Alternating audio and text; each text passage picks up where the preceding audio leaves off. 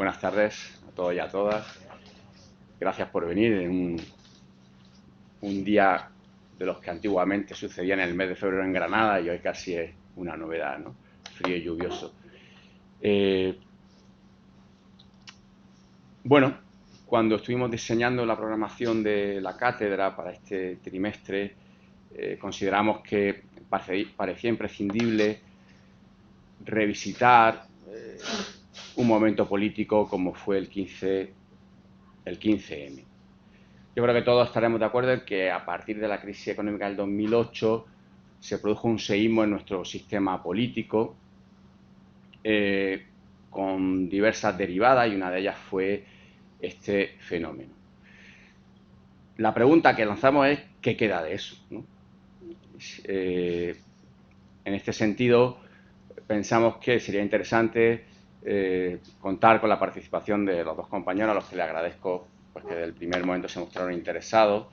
Miguel Presno, que es catedrático de Derecho Constitucional de la Universidad de Oviedo y que ha sido siempre un analista de la dinámica política que subyace a la Constitución, y Esperanza Gómez Corona, también profesora titular de Derecho Constitucional en la Universidad de Sevilla, que al igual que Miguel ha trabajado en la administración y que últimamente pues tiene responsabilidades políticas y que seguramente nos puede dar una visión interesante.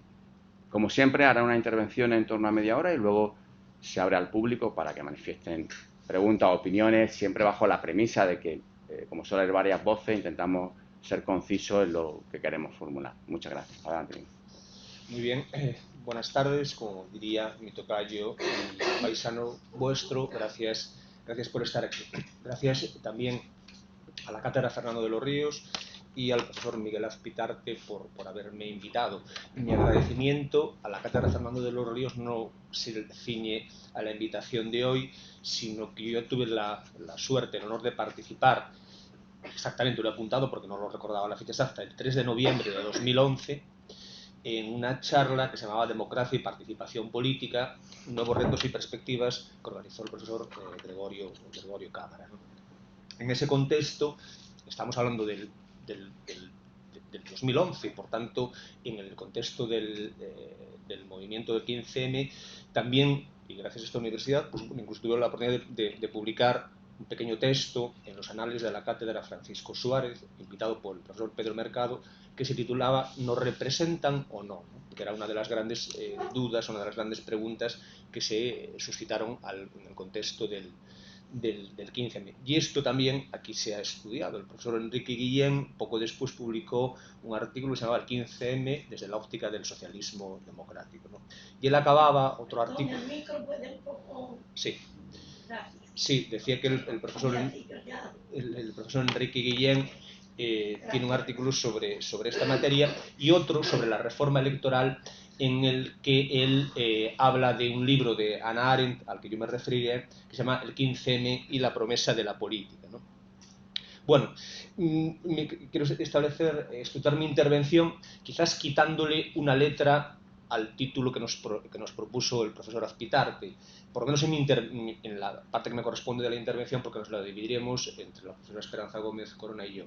Yo, más que hablar de qué fue del 15M, voy a tratar de hablar qué fue el 15M, ¿no? Y luego ya veremos qué queda de él, luego ya se verá qué queda de él, ¿no?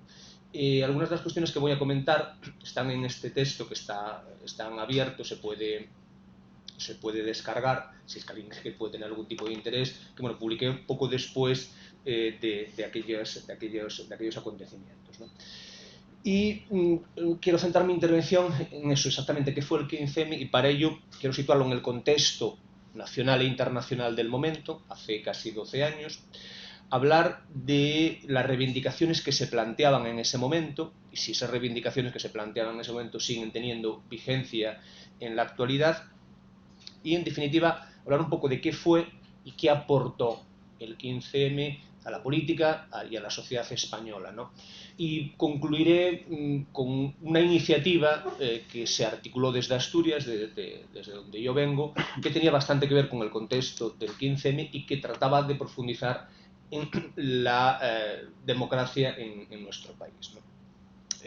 Todos ustedes recordarán, la mayor parte al menos por razones cronológicas, el contexto en el que surge el 15M, en el contexto de una crisis económica. Pero creo que podríamos remontarnos unos años antes para ver que no era la primera vez que en España se llevaban a cabo una serie de movilizaciones sociales con ciertos propósitos de transformación política, o al menos de influir en la vida política de nuestro país. Si nos remontamos a finales del siglo pasado, es bien conocido el movimiento No a la OTAN, ¿no? Que a principios de los años 80 generó una serie de movilizaciones que propugnaban la no entrada de nuestro país en la organización del Tratado del Atlántico Norte. Si nos acercamos más en el tiempo, a principios del vigente siglo, pues es bien conocido el movimiento Nunca Más, que se desarrolló fundamentalmente en Galicia, en el contexto de la catástrofe del Prestige. Poco después el movimiento No a la Guerra, que contestaba la participación española en la guerra de Irak, y finalmente el movimiento del 11M, es decir, el que se generó después de los atentados terroristas del 11 de marzo del 2004 y exigiendo una serie de explicaciones y declaraciones sobre qué había ocurrido y que todo eso se supiese antes de las elecciones del 14 de marzo de ese año. Por tanto, el 15M no es el primer ejemplo, evidentemente, de movilización social en nuestro país, sino que nos encontramos al menos con estos precedentes, ¿no? Una cosa que sí se generalizó, diría yo, a pesar del desarrollo tecnológico que había en ese momento, pero que también tenía algún precedente, es la utilización de las redes sociales. Fueron de gran uso en el contexto del 15M, pero ya lo habían sido otro tipo de redes, fundamentalmente las redes de mensajería, durante los días previos a las elecciones del 11 de marzo del 2004. El pásalo, el papel que jugaron en ese momento los mensajes SMS, que hoy nos parecen absolutamente anacrónicos, pero que en ese momento era lo que había, ¿no? Y ya aproximándonos al año 2011, las movilizaciones de mayo de ese año no surgieron tampoco espontáneamente, no surgieron de la nada, sino que a lo largo de ese año había habido diferentes protestas sociales, sobre todo en el contexto de la crisis económica, y también el movimiento No a la ley Sinde, si os acordáis, que era una ley, un proyecto de ley que trataba de regular de alguna manera el mercado de Internet y de las comunicaciones. Y había embriones de movimientos llamados de manera tan gráfica como Juventud sin Futuro o Estado de Malestar, ¿no? En ese contexto, si recordáis, estamos hablando de las elecciones de mayo del año 2011 y la eclosión de este movimiento tuvo lugar a partir de una serie de manifestaciones y concentraciones que realmente se desarrollaron un periodo de tiempo relativamente breve, ¿no? Básicamente entre el 15 de mayo y la fecha de las elecciones. Pero no ocurrían solo en España. Esto estaba ocurriendo en el contexto de la llamada Primavera Árabe, de las movilizaciones que hubo en distintos países, en Túnez, en Argelia, en Egipto, y movilizaciones que se estaban desarrollando en otros países, en Estados Unidos, el movimiento de ocupación de Wall Street, en Brasil, en Gran Bretaña, en Grecia, es decir, en un contexto tanto nacional como internacional de generalización de descontento con lo que la manera de gestionar la política y lo que estaba ocurriendo en el mundo económico, ¿no?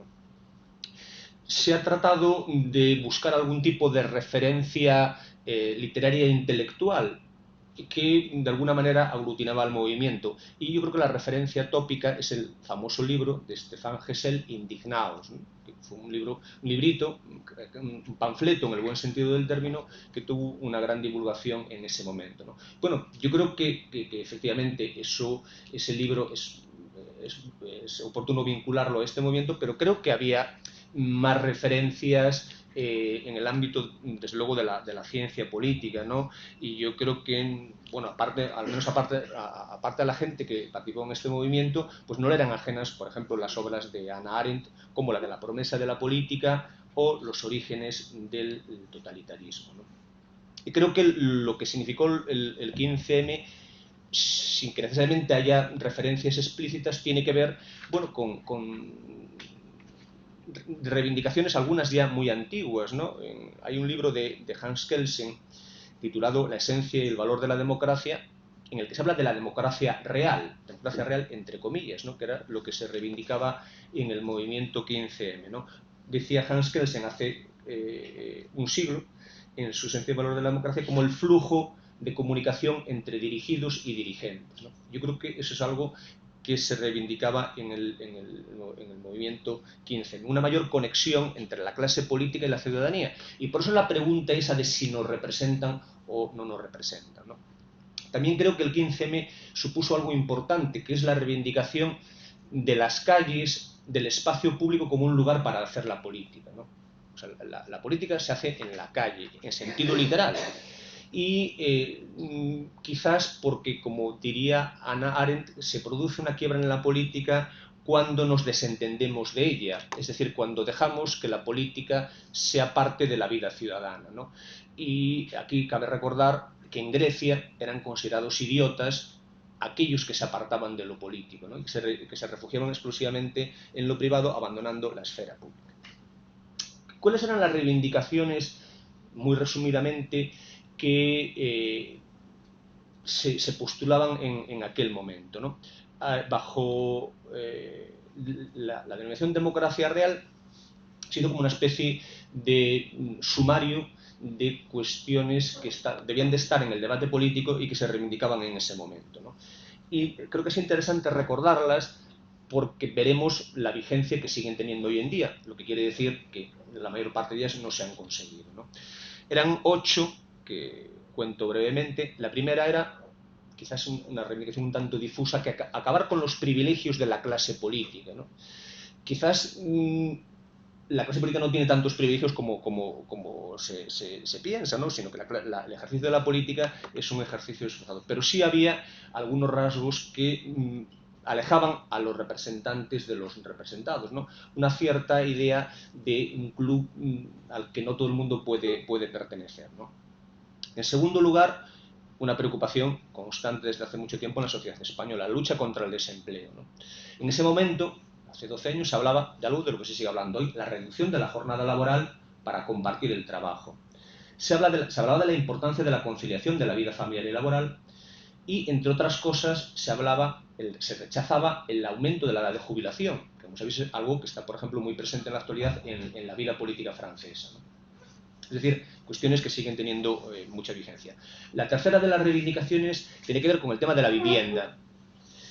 Y se abogaba por mayores ayudas para que la gente pudiera acceder, no necesariamente en régimen de propiedad, a este bien, y actuar contra el stock de viviendas que había en ese momento, ¿no? Sin ocupar. Repito, 11, 12 años después, el panorama me parece que no ha cambiado mucho. Se reivindicaban unos servicios públicos de calidad, especialmente en el ámbito de la educación y de la sanidad. En quinto lugar, un mayor control de los bancos. Viendo lo que ha aparecido estos días en la prensa sobre los beneficios de los bancos, pues creo que no ha perdido desde luego vigencia. En tercer lugar, actuar sobre la fiscalidad, incidiendo en la lucha contra el fraude. En ese momento una de las cuestiones también de forma parte del debate era la introducción de la famosa tasa Tobin, ¿no? Hoy se está hablando de otras cosas, por ejemplo, el de la renta básica universal. En penúltimo lugar, también se reivindicaba un fortalecimiento de las libertades ciudadanas, un mejor funcionamiento democrático de los partidos, una reforma del sistema electoral para hacerlo más proporcional y se abogaba por la libertad en Internet. Y por último, una reivindicación ya clásica era la reducción de los gastos militares, que esto entronca con el movimiento pacifista en España y que tuvo pues, una de esas eclosiones, como mencioné anteriormente, en la negativa, al rechazo al ingreso de España, ¿no? Pues esas eran las reivindicaciones de ese momento. ¿Y cómo se ejercieron? Pues se ejercieron básicamente a través de derechos fundamentales que facilitan la presencia o que presuponen la presencia de la gente en la calle. Esto que comentaba antes de la reivindicación del espacio público. Si recordáis, más que manifestaciones, lo que hubo sobre todo fueron concentraciones en ese contexto. Concentraciones o acampadas en lugares simbólicos como la Puerta del Sol, la Plaza de Cataluña o la Plaza del Carmen aquí en Granada, ¿no? Hubo una coincidencia entre estas reivindicaciones y la jornada electoral. Y una cuestión que desde el plano jurídico tiene interés tenía que ver con si estas concentraciones se podían simultanear con el propio proceso electoral y especialmente con la jornada de reflexión y el día de las elecciones, ¿no? Yo siempre he defendido que la manifestación en la calle es perfectamente compatible con el ejercicio de la vida política y que la prohibición, toda prohibición debe entenderse en sentido restrictivo. Entonces, lo que uno no puede hacer es, en la jornada de reflexión, pedir el voto, ni tampoco el día de las elecciones, pero nada impide en que se lleven a cabo reivindicaciones de tipo político, ¿no? Aunque a veces aquí en los tribunales se ha hecho una interpretación, yo creo que restrictiva, lo que nos lleva a mí me lleva a plantearme si tiene sentido que siga existiendo una figura esta como la de la jornada de reflexión, porque por mucho que exista esa jornada, no por ello la gente deja de debatir de política, ¿no? Y especialmente en un contexto como el actual, en el que las redes sociales, pues yo creo que difuminan cualquier tipo de prohibición de pedir el voto o hacer campaña electoral antes de las elecciones. Decía que más que hablar de qué fue de él, quería hablar de qué fue, ¿no? O tratar de alguna manera de dar una serie de características de un movimiento que tampoco es fácil de reconducir a características homogéneas, porque creo que una de las características es precisamente una cierta heterogeneidad. Pero creo que se podría decir, por una parte, que fue un movimiento que desde la política no institucional, en el buen sentido del término, es decir, fuera de los partidos y de las instituciones, bueno, reivindicaba una profundización del sistema democrático. Yo creo que, en segundo lugar, pues fue un ejemplo en el que numerosas personas de distintos ámbitos pues se mostraron dispuestas a dedicar tiempo y esfuerzo a tratar de introducir en la agenda política cuestiones que creían que no estaban, ¿no? Y, por tanto, creo que fue un ejercicio de ciudadanía muy activo. En tercer lugar, creo que tuvo una estructura reticular y un poco eso era lo que se defendía, ¿no? Una horizontalidad y la idea de los círculos, pero a su vez de las conexiones, ¿no? Había tenido una voluntad de coordinación, cosa que no era sencilla en el contexto de un movimiento relativamente espontáneo, ¿no? Yo creo que no era un movimiento antisistema.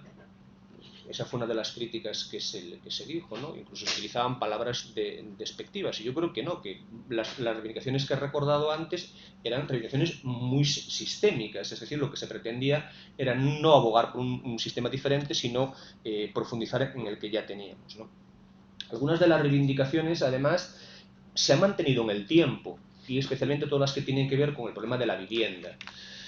Y ha dado lugar a organizaciones, a su vez, digamos, preocupadas sectorialmente por estos problemas, como la plataforma de afectados por la hipoteca o Stop Desahucios.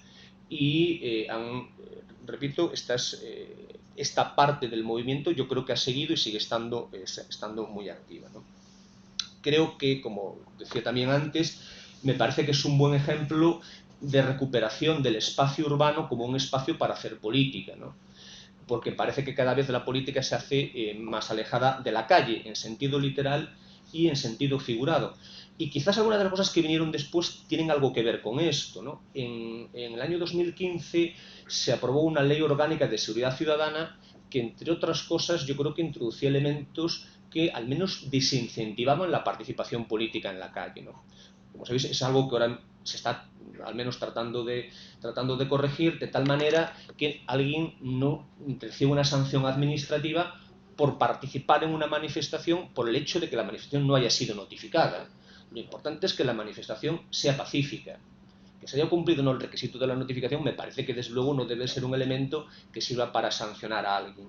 Y desde luego para desincentivar la participación. Si una persona por participar en una manifestación le llega a su casa una multa de 600 euros, bueno, pues quizás se plantee acudir a nuevas manifestaciones, ¿no? Por último, y desde luego bastante lejos a cómo es la situación en la actualidad, yo creo que también el 15M evidenció el papel que iban a tener las redes sociales, en ese momento bastante embrionarios, porque básicamente eran los mensajes de telefonía, pero bueno, ya había plataformas, había páginas en internet y todo ello sirvió como elemento de comunicación y de debate. Y también fue, digamos, una de las reivindicaciones, el no poner barreras a eso. ¿Qué aportó? Bueno, eso aquí quizás esto sería parte igual de lo que va a hablar mi compañero, ¿no? ¿Qué fue del 15M? ¿no? Bueno, yo creo que aportó o consiguió introducir nuevos temas en la agenda política. No digo que en ese momento no estuviesen presentes, ¿no? Pero desde la sociedad se reivindicó algo que yo creo que es bastante evidente, ¿no? Como que haya un sistema electoral que refleje mejor la pluralidad social, que debe haber nuevos actores políticos, que son importantes las dinámicas de colaboración y no solo de confrontación, y que la vida institucional puede ser una vida, pues a veces más plural y más participativa, ¿no? Por último, quería poner una muestra, no voy a decir un ejemplo porque no estoy seguro de que sea ejemplificativo en el sentido de que sea algo que haya que considerar exitoso, pero voy a contar mi experiencia, mi modesta experiencia, una reivindicación del movimiento 15M, ¿no? Muchas cosas ocurren por casualidad. A mí me invitaron estudiantes de la Facultad de Derecho de la Universidad de Oviedo a ir a una asamblea del 15M en un sitio pequeñito cerca de Oviedo a hablar del sistema electoral, ¿no? Estamos hablando del sistema que tenemos y la gente se plantea, bueno, ¿y qué se podría hacer para mejorarlo, ¿no?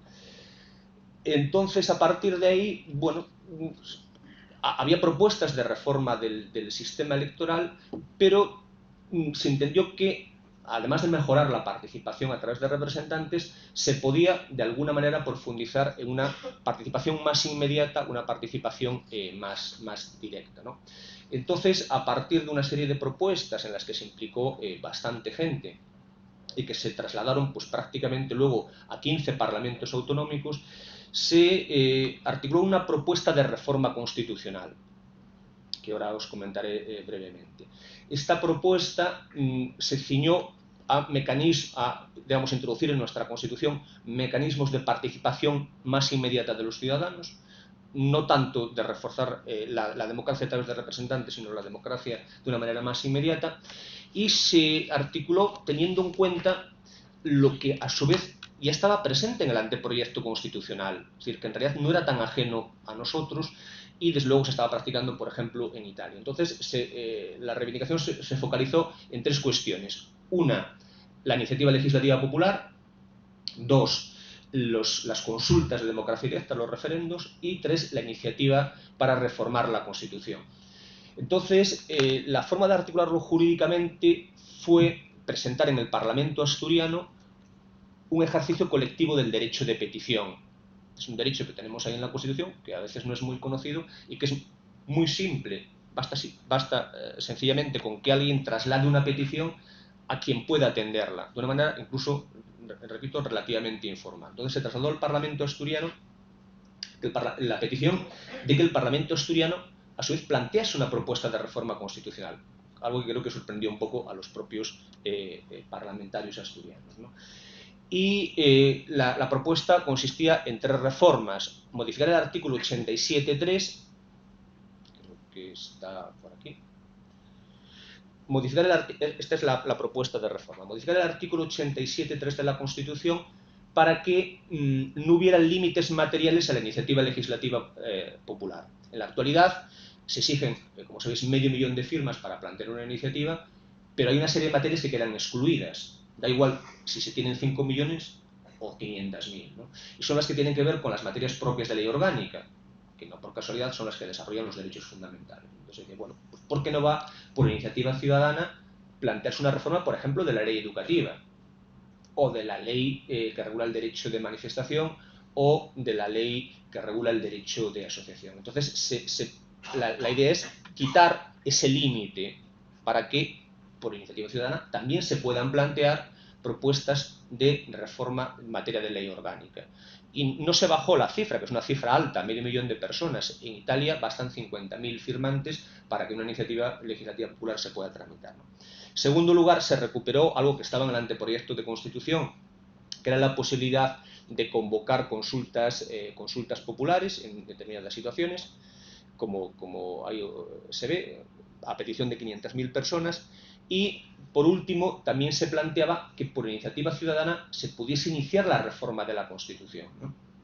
Por tanto, esas eran las tres reivindicaciones. esta reforma, esta propuesta de reforma fue admitida a trámite en el Parlamento asturiano, estaba anticipando, fue admitida a trámite en el Parlamento asturiano y se sometió a votación y pasó por 23 votos a 22.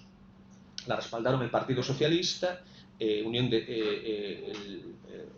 Progreso y Democracia e Izquierda Unida. Y esta propuesta del año 2014, que está ahí, fue remitida al Congreso de los Diputados. Ahí sigue. Es decir, si veis lo que pone ahí, hace proposición de reforma de los artículos 87, 3, 92 y 166, corresponden a la 10ª legislatura, la 11ª legislatura, la 12ª legislatura y la legislatura 13ª. Es decir, todavía eso está ahí, ¿no? Bueno, yo creo que fue una propuesta interesante en la que participamos muchas personas, se debatió mucho. Creo que se hizo una propuesta, se podrá compartir o no, pero relativamente razonable. No creo que para nada antisistema, y todavía está ahí. Que esté ahí, yo creo que simplemente lo que quiere reflejar es que eran reivindicaciones de hace 10 o 11 años, creo que siguen vigentes y que por tanto podemos decir que más que fue del 15M, que sigue siendo del 15M, ¿no? Y eso era un poco lo que quería contarles. Muchas gracias por su atención.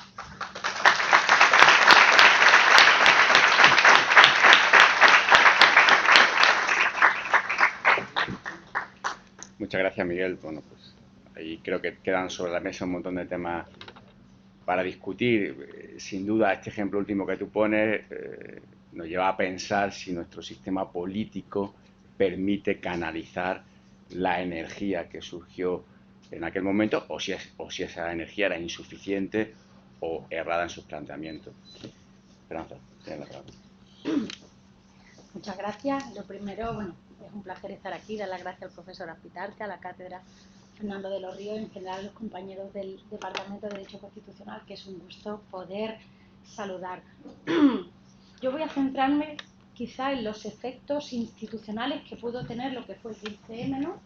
Y que empezaron a desarrollarse básicamente en la legislatura que se abre después de las elecciones del 20 de diciembre de 2015, ¿no? Que es lo que sucedió con la irrupción de nuevos partidos y el efecto que eso ha tenido, que yo le llamo algo así como desparlamentarización. Podríamos hablar de una erosión del Parlamento, que es verdad que en los últimos tiempos parece que está reviviendo, pero que en ese momento se sucedieron cosas que no, digamos que no podíamos imaginar hasta muy poco tiempo antes.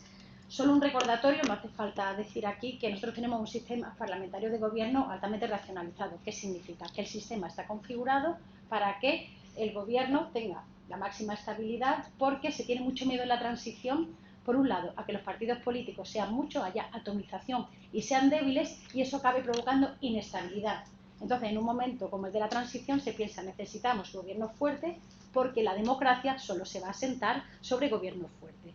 Y es un poco lo que marca el diseño de nuestro sistema parlamentario de gobierno, en el que, con medidas como el sistema electoral, que ya saben que reduce la proporcionalidad, con medidas de organización interna de las cámaras, que también facilitan, ¿no?, a las mayorías el juego y el control sobre toda la Cámara, y también medidas del propio sistema parlamentario de gobierno, que provocan, digamos, que conceden al presidente bastantes poderes, hacen que el sistema pues sea muy estable y de hecho funciona, vamos a decir que bien, por lo menos hay altas dosis de estabilidad durante mucho tiempo. Una democracia, la española, que hasta esa fecha cuenta básicamente pues con un bipartidismo que funciona muy bien y se alterna en el poder, y en el que se produce, pues únicamente se necesita el apoyo puntual de partidos nacionalistas, tanto el Partido Popular como el Partido Socialista, y luego además tenemos una fuerza de ámbito nacional, Izquierda Unida, que no tiene mucha fuerza porque la configuración electoral tampoco se la concede, ¿no? Y ese es un poco el esquema hasta 2015. En 2015, en el ámbito político suceden muchas cosas, en el ámbito social, económico, pero en las instituciones lo que sucede es que la irrupción de Podemos, que sabéis que irrumpe en esas elecciones por primera vez, y luego Ciudadanos, que existía a nivel catalán, pero que también llega al Parlamento Nacional, ¿no? Y los dos parecen un poco también bandera del 15M, acaba provocando algunos fenómenos que a mí me gustaría relatar. Yo creo que inauguramos, sobre todo el periodo a partir de diciembre de 2015 hasta 2019, un periodo de alta inestabilidad política, en el que suceden cosas que no solo no habían pasado nunca, sino que hasta hacía muy poco tiempo eran difícilmente imaginables. Fíjense, 2 disoluciones anticipadas por falta de acuerdo para la investidura. Eso no habíamos estado nunca ni cerca. Hemos visto cómo candidatos, Mariano Rajoy renuncia a someterse a la investidura porque sabe que la va a perder.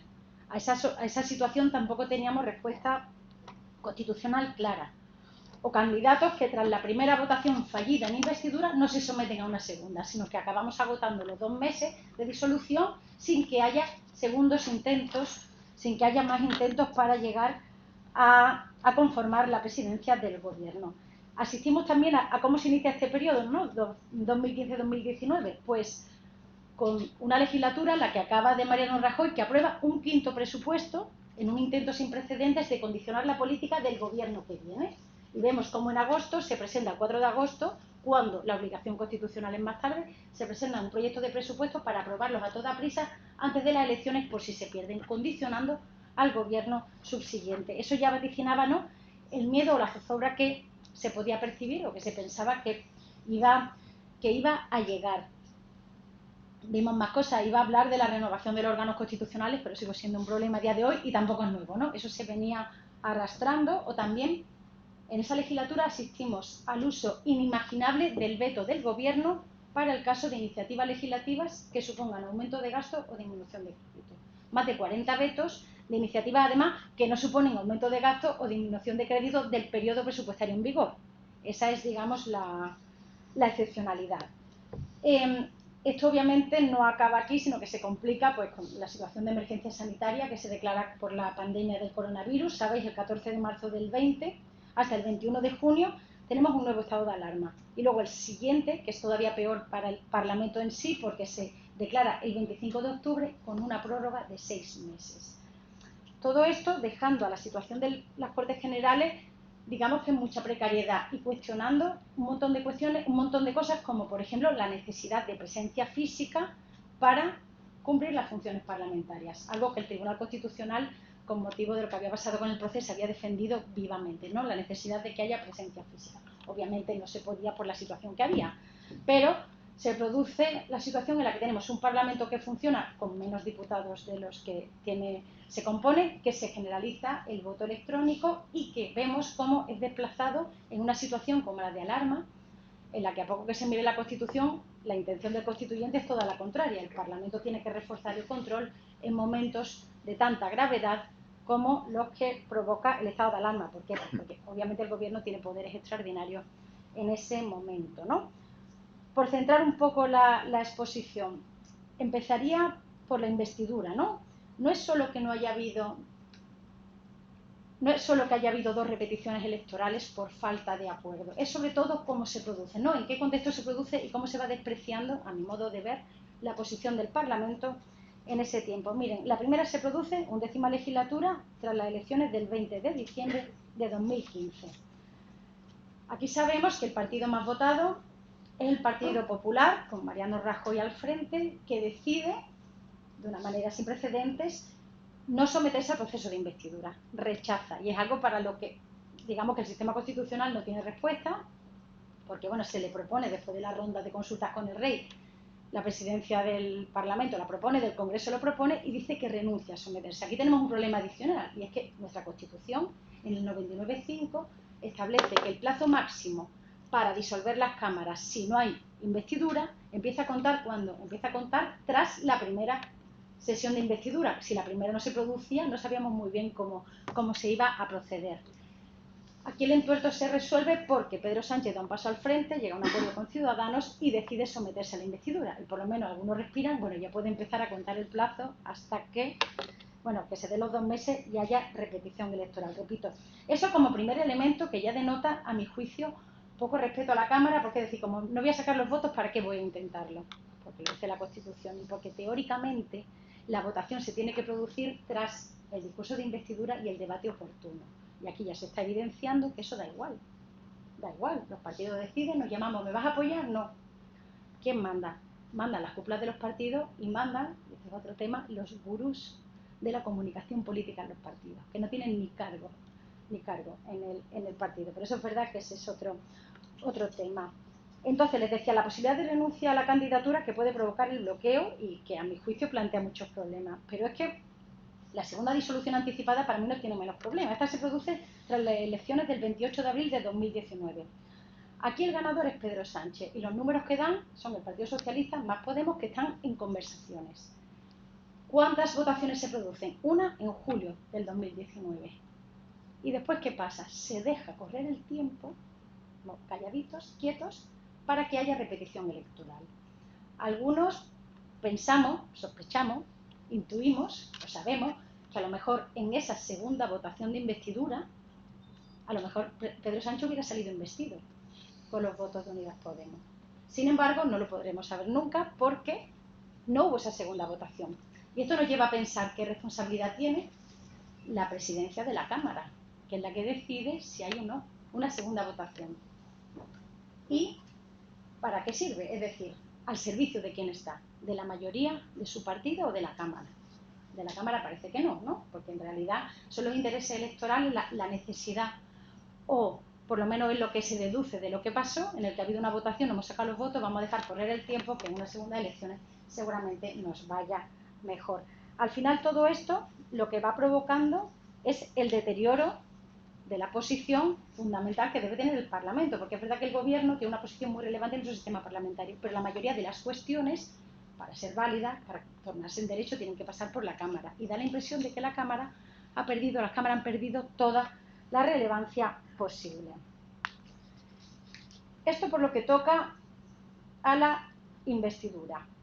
Otra cuestión a la que asistimos, y que seguramente es el segundo momento político más importante de la vida de nuestras cámaras después de la investidura, es la aprobación del presupuesto. Durante todo ese periodo vivimos el fin de la anualidad, del principio de anualidad presupuestaria. Y aquí es curioso porque es obvio que cuando la Constitución, en el 134.1, dice que el Gobierno elabora el proyecto de presupuestos y que a las Cortes le corresponde su examen, enmienda y aprobación, todos sabemos que eso no está así. Es decir, el Gobierno pilota todo el proceso, tiene veto sobre las enmiendas que supongan más gasto o menos ingreso, y además el procedimiento es tan rápido que a las cámaras le dan muy poco tiempo de realmente enmendar el proyecto de presupuesto. Además, tiene sentido porque el que gobierna es el que tiene de alguna manera que llevar su proyecto al presupuesto para poder hacer sus políticas.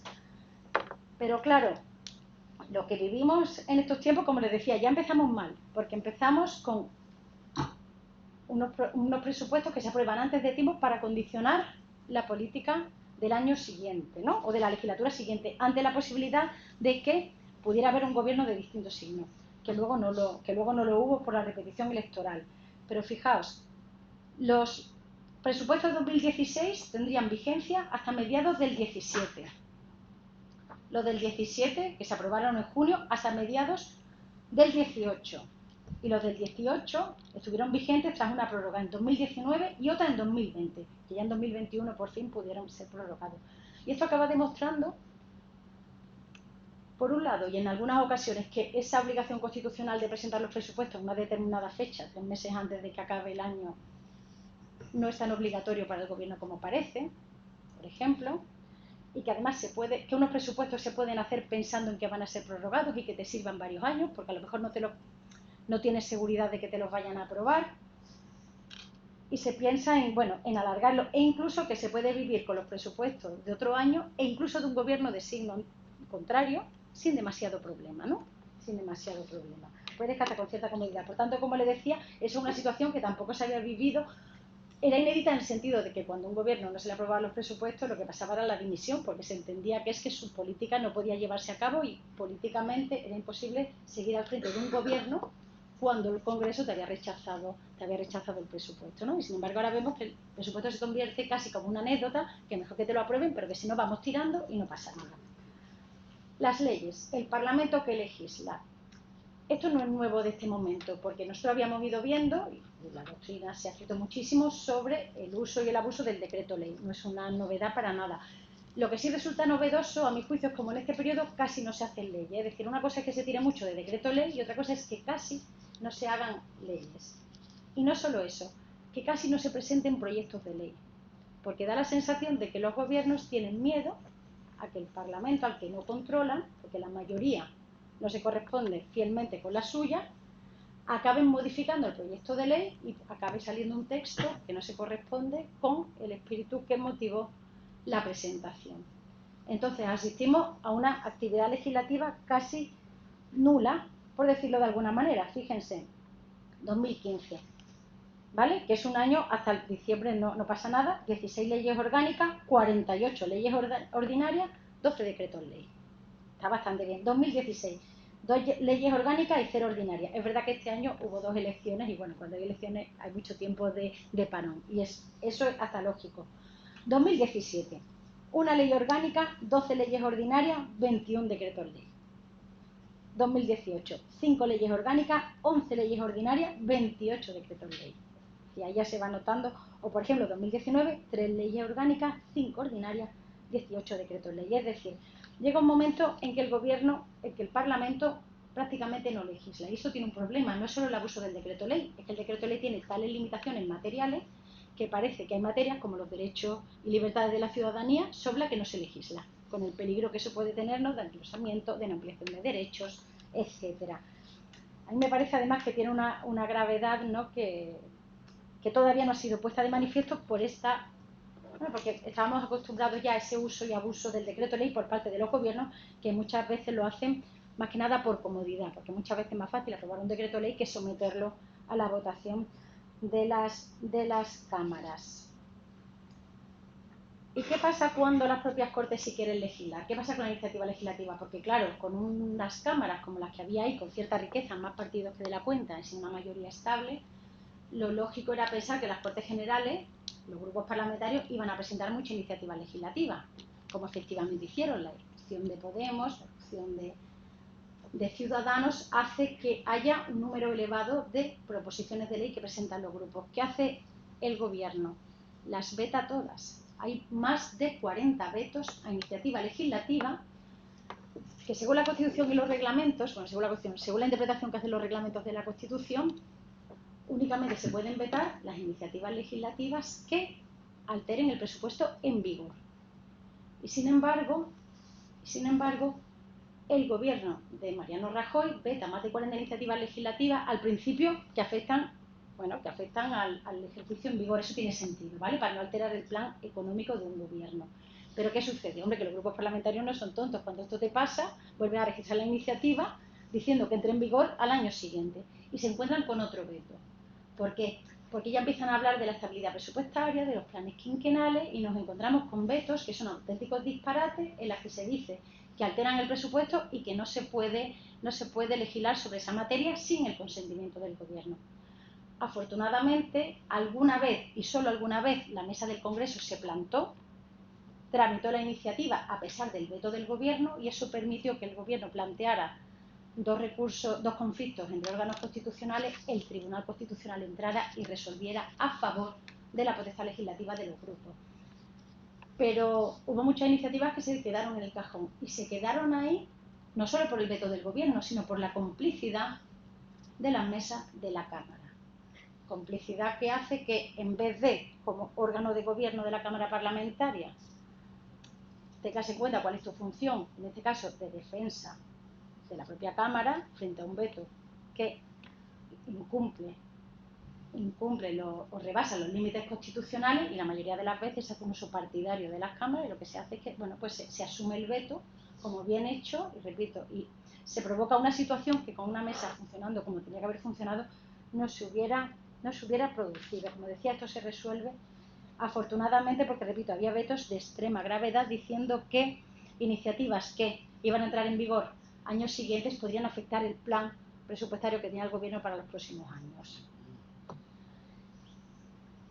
Otra cuestión, que eso tiene que ver con lo que decía Miguel cuando habla de las redes sociales. Yo creo que uno de los efectos de las redes sociales, no solo, pero uno, ha sido la banalización de la función de control de la acción del gobierno. Es decir, cuando se controla al gobierno, cuando se hacen preguntas, cuando se plantean iniciativas de control al gobierno, normalmente, ¿qué función se persigue? Lo que se persigue es que la ciudadanía conozca un proyecto distinto, ¿no?, al que el gobierno está llevando a cabo, que la ciudadanía conozca otra manera de ver o entender o resolver los problemas, porque más allá de eso, la minoría con el reglamento de la Cámara tienen muy pocas posiciones de ejercer un control, digamos, real.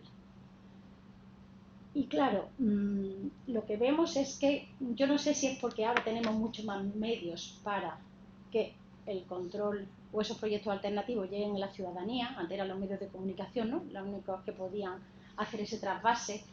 Lo cierto es que lo que vivimos en esos años es que, yo no sé si decir que se ha perdido capacidad, que se ha perdido solvencia, pero es verdad que la política del zasca, por ejemplo, llevada al control parlamentario, es algo que a mi juicio es muy dañino porque polariza mucho y dice muy poco, ¿no?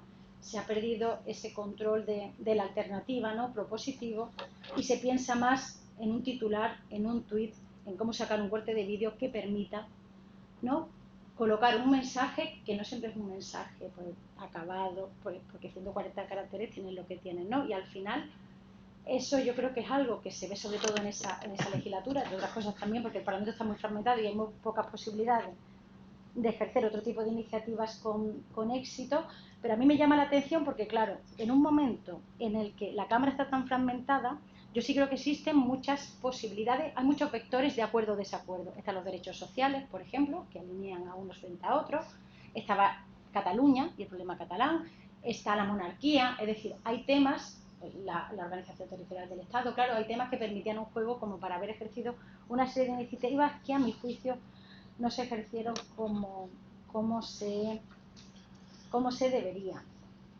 Eso sí, el control llevado a extremo, la exigencia de responsabilidad, la única vez que ha prosperado es en esa época. Sabéis que la moción de censura que presenta Pedro Sánchez con solo 84 diputados,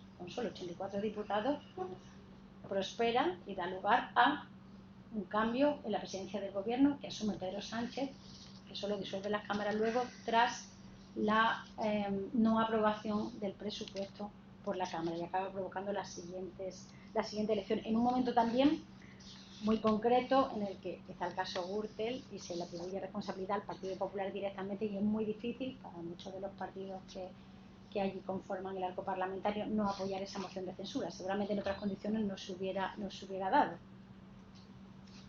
pero llama la atención. En quinto lugar, yo siempre digo una misión casi imposible, ¿no?, que es la designación parlamentaria. Esto se ha convertido en un caballo de batalla desde hace mucho tiempo, la renovación del Tribunal Constitucional, del Consejo General del Poder Judicial, pero también hemos visto de la RTVE, por ejemplo, plantea muchos problemas, y eso sí que se sigue arrastrando, y bueno, lo hemos visto en los últimos meses y no hace falta detenerse demasiado. A mí me ha llamado la atención en los últimos tiempos cuestiones como que se pueda decir sin pudor: hemos desbloqueado el nombramiento de este órgano con una llamada de Génova Ferraz. Es decir, ya hay tan poco respeto por la institución parlamentaria, que es que se reconoce abiertamente que llamándose los líderes de los partidos se puede desbloquear una situación y decidir algo que teóricamente se debe aprobar en el Parlamento.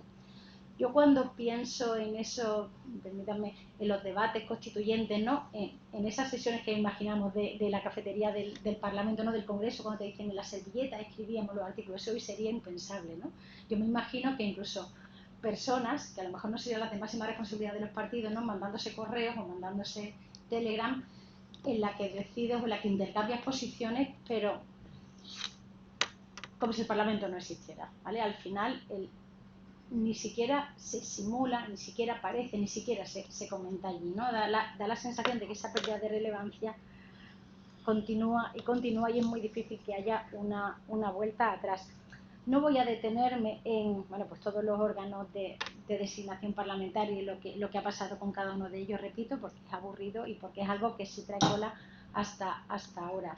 A mi juicio, todo esto lo que acaba provocando es una erosión del Parlamento, es decir, hemos tenido durante un tiempo un Parlamento que le costaba mucho trabajo investir al titular de la presidencia del gobierno, pero no solo porque las mayorías fueran endiabladas, obviamente ese era el motivo principal, sino porque hemos tenido candidatos que han decidido no someterse a la investidura, a pesar de que la Constitución te lo mandata, no expresamente, pero si el presidente o presidenta del Congreso te dice que te tienes que someter a la investidura, nadie nunca pensó, por lo menos yo no lo hice nunca, ¿no?, que uno se podía negar, que podía renunciar a ello, o pensar que íbamos a tener una repetición electoral después de una única votación. una única votación en la que no sale, se repite las 48 horas y después de esa no te sometes a otra, ¿no? Eso es una muestra más de esa irrelevancia del Parlamento, lo que os decía, cómo con los presupuestos se ha jugado como si no fuera un arma fundamental de la política de cada gobierno, se ha podido pasar sin ello, es decir, el Ejecutivo va teniendo armas para poder aguantar a veces mucho tiempo, con presupuestos incluso de un partido de signo distinto, ¿no? Y poder hacer cosas sin que ello suponga el más mínimo problema. Obviamente te lo supone, pero sin que ello tenga una relevancia que tenía años atrás. A mí todo eso lo que me lleva a pensar es que estamos en una situación en la que el Parlamento se ha visto profundamente erosionado, a mi juicio, porque no hemos sabido adaptarnos a esa, digamos, ese, iba a decir, no es el fin del bipartidismo porque lo parecía, pero claramente no lo ha sido, ¿no? A esa presencia de partidos varios y nuevos en las cámaras. Cuando llega la pandemia, claro, esta situación se agudiza porque en un estado de alarma lo que nos encontramos es que es verdad que la situación era complicada para tomar decisiones al principio, lo que nos encontramos es con los parlamentos cerrados. La mayoría de los parlamentos, ¿qué es lo que pasa? Hay coronavirus y una pandemia, se cierran los parlamentos. Se cierran los parlamentos y desde el gobierno se hace con unos poderes extraordinarios en muchas ocasiones que hubieran necesitado de más control y con una constitución que lo que dice directamente lo contrario, ¿no? Que el Congreso, si estuviera disuelto, tendría que reunirse porque tiene que estar pendiente, ¿no?, de esos poderes extraordinarios que se confieren al gobierno. Es verdad que yo creo que en los últimos tiempos esa situación ha cambiado, ¿no? Yo mirando simplemente el número de leyes que ahora se han aprobado, algunas además muy polémicas y llamativas en los últimos tiempos, es verdad que parece que el Parlamento vuelve a recuperar y a recobrar cierta vida. Se están aprobando los presupuestos y se está legislando y se está haciendo además acudiendo a la geometría variable, que es algo que, bueno, que a mi juicio tiene mucho valor, por más que se critique, porque permite abundar la idea del pacto y la cooperación en un momento en el que el escenario, bueno, pues ha sido, creo que ahora mismo hay 19 formaciones políticas en el Congreso de los Diputados, incluyendo la única agrupación electoral que ha habido hasta la fecha, la de Teruel existe. Como les decía, empieza a haber algunas dosis de optimismo, pensando que quizá lo que ha pasado al principio era que los gobiernos no han sabido, o los mismos grupos parlamentarios, los partidos no han sabido, ¿no?, vivir en un momento en el que la atomización de la Cámara te obligaba a pactar mucho y a pactar todo el tiempo.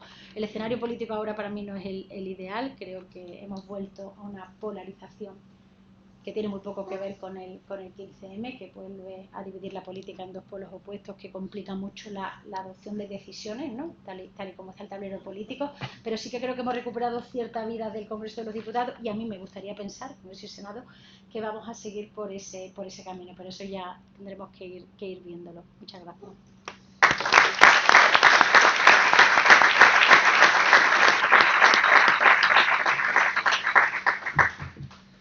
Muchas gracias, Esperanza. Desde luego que es paradójico, ¿no?, que la ampliación del pluralismo en sede parlamentaria haya llevado a una cierta inestabilidad del sistema político institucional. Seguramente porque ha quedado un cabo suelto, que ha sido como el 15M impactó en los partidos que ya existían, ¿no? Y eso creo que puede propiciar, dar lugar a un interesante debate, si ustedes lo estiman, a quien ahora doy la palabra a quien quiera preguntar o expresar alguna opinión. Por ahora hay 3 palabras, Gregorio.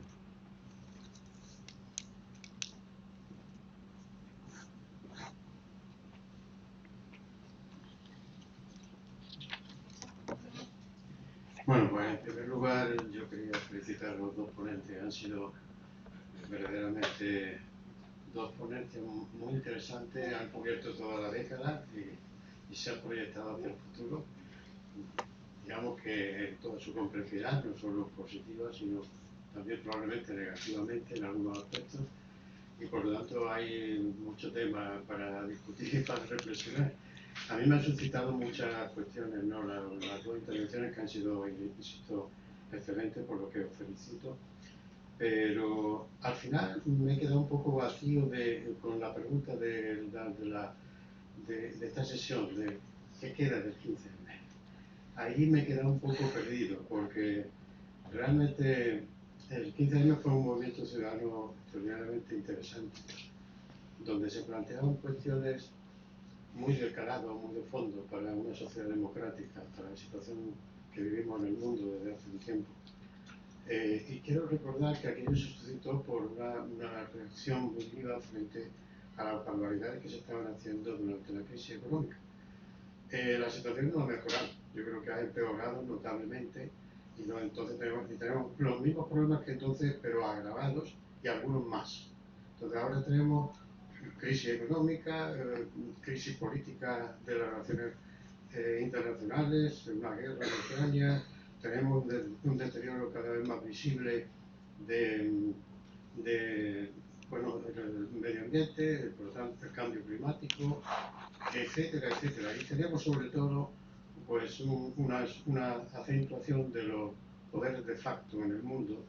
Esto nos pilla a todos, que representan las grandes empresas tecnológicas que nos están exprimiendo hasta nuestras entrañas diaria, permanentemente, con visos de seguir haciéndolo durante mucho tiempo más. Y sin embargo, lo que, digamos, el acento 15M ha desaparecido.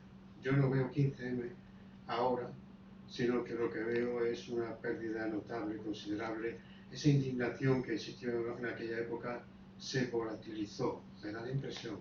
Puede decirse que ha habido alguna fuerza política que ha recogido ese guante, que lo ha dotado de eficacia, que lo ha nutrido, que lo ha, digamos, ejercitado.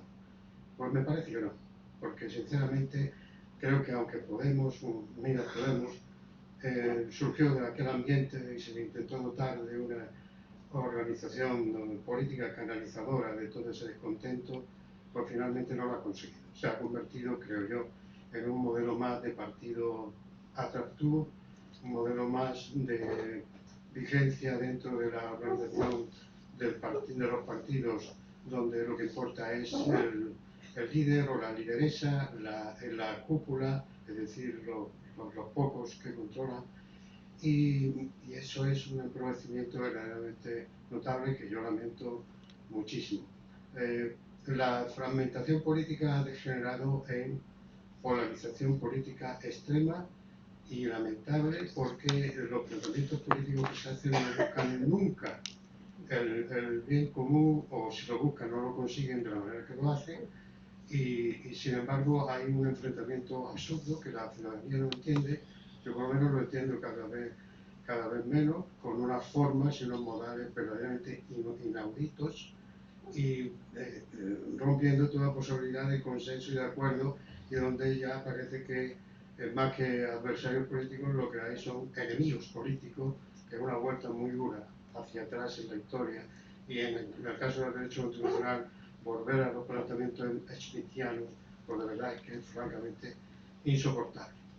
Bueno, en todo eso, ¿qué quiero decir con esto? Bueno, pues simplemente lo que acabo de decir, que yo no sé en qué ha quedado el 15 de luego, yo no lo veo ahora por ninguna parte, porque si analizamos la realidad actual, hay muchos más motivos que al principio de la década para estar muy enfadado, para estar indignado y para salir a la calle reclamando lo que la ciudadanía quiere. Gracias. ¿Queréis ir al paso o vamos dando palabras? Vale, vamos a dar un par de palabras y luego interviene ella. Compañero, sí, el que ha levantado, usted, por favor. Aquí había una voz primero. Hola, buenas tardes. Y muy agradecido por sus intervenciones, que me parecen muy acertadas.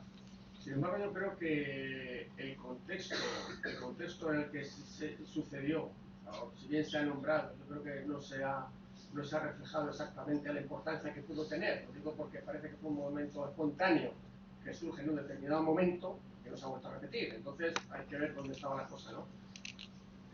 Se ha mencionado que la primavera árabe había surgido 6 meses antes. Bueno, no saben solo meses, pero bueno, por ahí. Y las elecciones iban a ser 6 meses después, donde el PSOE se jugaba la permanencia, por decir así, ¿no?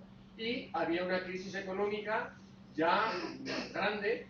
Bueno, fue tremenda la crisis, pero ya Zapatero estaba tomando medidas un poco tan ridículas como aquello de los 400 euros, etcétera. Es decir, había una situación de impotencia en la política, y aunque viene el mensaje, porque yo recuerdo haber pasado por la plaza del 15M ya después, y todavía quedaban panfletos, tablillas, ¿no? Que yo recogí una de esas, ¿no? Que había por allí. ¿Cuántas se lanzarían?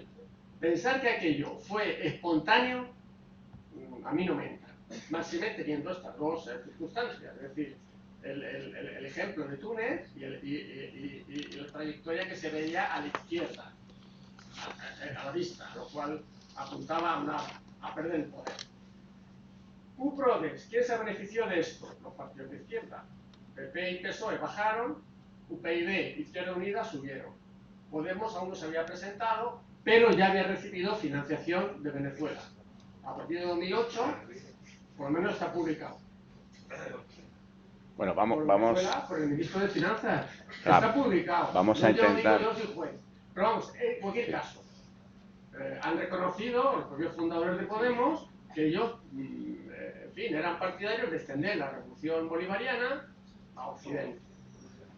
Y no cabe duda de cuando se presenta Podemos en 2014, creo que es cuando se presenta, tampoco surge de la nada, eso tiene una trayectoria. Lo que quiero decir es que a mí me da la impresión, y no deja de ser una opinión personal, que dada la circunstancia, la coyuntura, que la izquierda iba a perder y que había una oportunidad de, a través de un movimiento ciudadano, que siempre se orquesta desde las universidades, porque todos los que hemos sido universitarios sabemos cómo funciona esto, y que aparezcan miles de panfletos de repente al estilo más, yo iba a decir bolivariano, no, al estilo más comunista, con la típica tabilla al vuelo, ¿qué tal? La cogí, la leí, perfectamente redactada, y aquello no pudo ser una manifestación, vamos, un movimiento espontáneo. Por esas circunstancias, por el contexto internacional, que era una oportunidad, y por el contexto del futuro de la política. Porque aquí lo que estaban protestando, la indignación era contra los políticos, era contra el Parlamento. Qué curiosidad que el PSOE, que estaba en el gobierno, se apuntó a la movida. Eso fue totalmente chocante. Lo que quiero decir, y termino, es que yo creo que hay que ver más el contexto en el que se produjo este movimiento y las consecuencias que tuvo, que fue que efectivamente a la izquierda siguió subiendo, aunque perdió las elecciones, y la consecuencia más directa es que Podemos está ahí donde está. Bueno, los que me conocen saben de mi debilidad de carácter y que no sé mandar. Lo recuerdo para que tengan un uso moderado de la palabra, ¿no? Y no entremos en diálogos fuera de las réplicas y duplicas que nos podemos dar. Buenas tardes, sí. También felicito a los ponentes. Se aprende mucho escuchando a lo que habéis expuesto, ¿no? Pero si nos vamos, yo creo, ¿no? Si queremos entender qué fue de aquello que quedó, hay que ir a aquella época, a las plazas, a lo que fue un movimiento social que se generó de manera bastante, no exactamente espontánea, porque había evidentemente energías ya puestas en marcha, pero también en un juego de acción y reacción por parte de las autoridades que propiciaron un tipo de respuesta, y que yo creo que es evidente que el después de aquello, de mayo fundamentalmente de 2011, se puede hablar, pues por ejemplo, en el sentido de movimiento social. Hay un ciclo 15M que se ve en las mareas, se ve en un auge de las campañas y de las luchas contra los desahucios, etcétera, etcétera. Se ve también, evidentemente, porque fue una expresión muy fuerte, ¿no?, de cuestionamiento, de indignación y de desafección hacia el sistema de representación política, que es fundamentalmente de lo que más habéis hablado, ¿no?, los ponentes, de las consecuencias de todo aquello, que evidentemente no estaban ni podían estar. Sería ser injustos, ¿no?, desde el punto de vista histórico, darle a los protagonistas de aquella época, y lo estuve también en las plazas. Y me imagino que todos, además de coetáneos y coetáneas aquí, pues unos o más, unos menos estuvieron en determinadas plazas, aquí en Granada, imagino, o en otras ciudades, como es mi caso. Entonces, lo que se respiró allí fue un ambiente, ¿no? Se generó un clima. De hecho, posiblemente la mejor manera de definir el 15M es la generación de un clima, de una atmósfera, que tuvo efectos inmediatos, que fueron aprovechados también, evidentemente, por ejemplo, en la inauguración de un nuevo ciclo político. Ahora creo que si hablamos del después, está en ciernes el que entraremos posiblemente en otro ciclo político muy diferente, pero algo va a tener de crisis de representación que no que no se ha resuelto y desde la que fundamentalmente habéis hablado. Pero si nos vamos a aquello, yo creo que y tenemos que preguntarnos, se vivió un ambiente de desobediencia civil. Y eso ha tenido también consecuencias, sean más o menos queridas o menos por el auditorio o por la gente. Ha inspirado otro tipo de protestas, otro tipo de expresiones de disgusto, de desafección con el sistema político, con las formas de representarse. Y eso también yo creo que va a perdurar, porque queda en el acervo de los movimientos sociales de ahora y del futuro, ¿no?, que puedan surgir. Sería muy importante tener esto en cuenta, porque la posteridad no puede ser tan injusta. En las plazas se respiraba desde el principio que había varias almas. Posiblemente estaban todas las almas de la contestación y de la indignación de la época, pero había fundamentalmente dos grandes almas. Una era la que se vehiculó de esta manera, ¿no?, más hacia lo de la representación política, iniciativas como la que se han expuesto de Oviedo me parecen interesantísimas, pero la otra fue un alma muy libertaria, muy de decir no, y además ejercemos el no, nos quedamos aquí y decimos, y por favor que se recuerde, que sí que había una crítica fuerte, profunda, cultural y política de desafección hacia el sistema.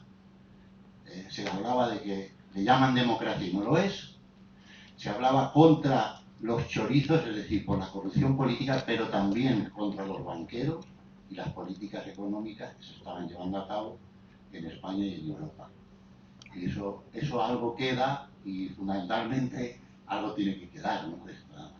Gracias. Si queréis hacemos una pequeña parada, ¿no?, y luego damos la palabra. Vamos a dejar que los ponentes intervengan y ahí todavía...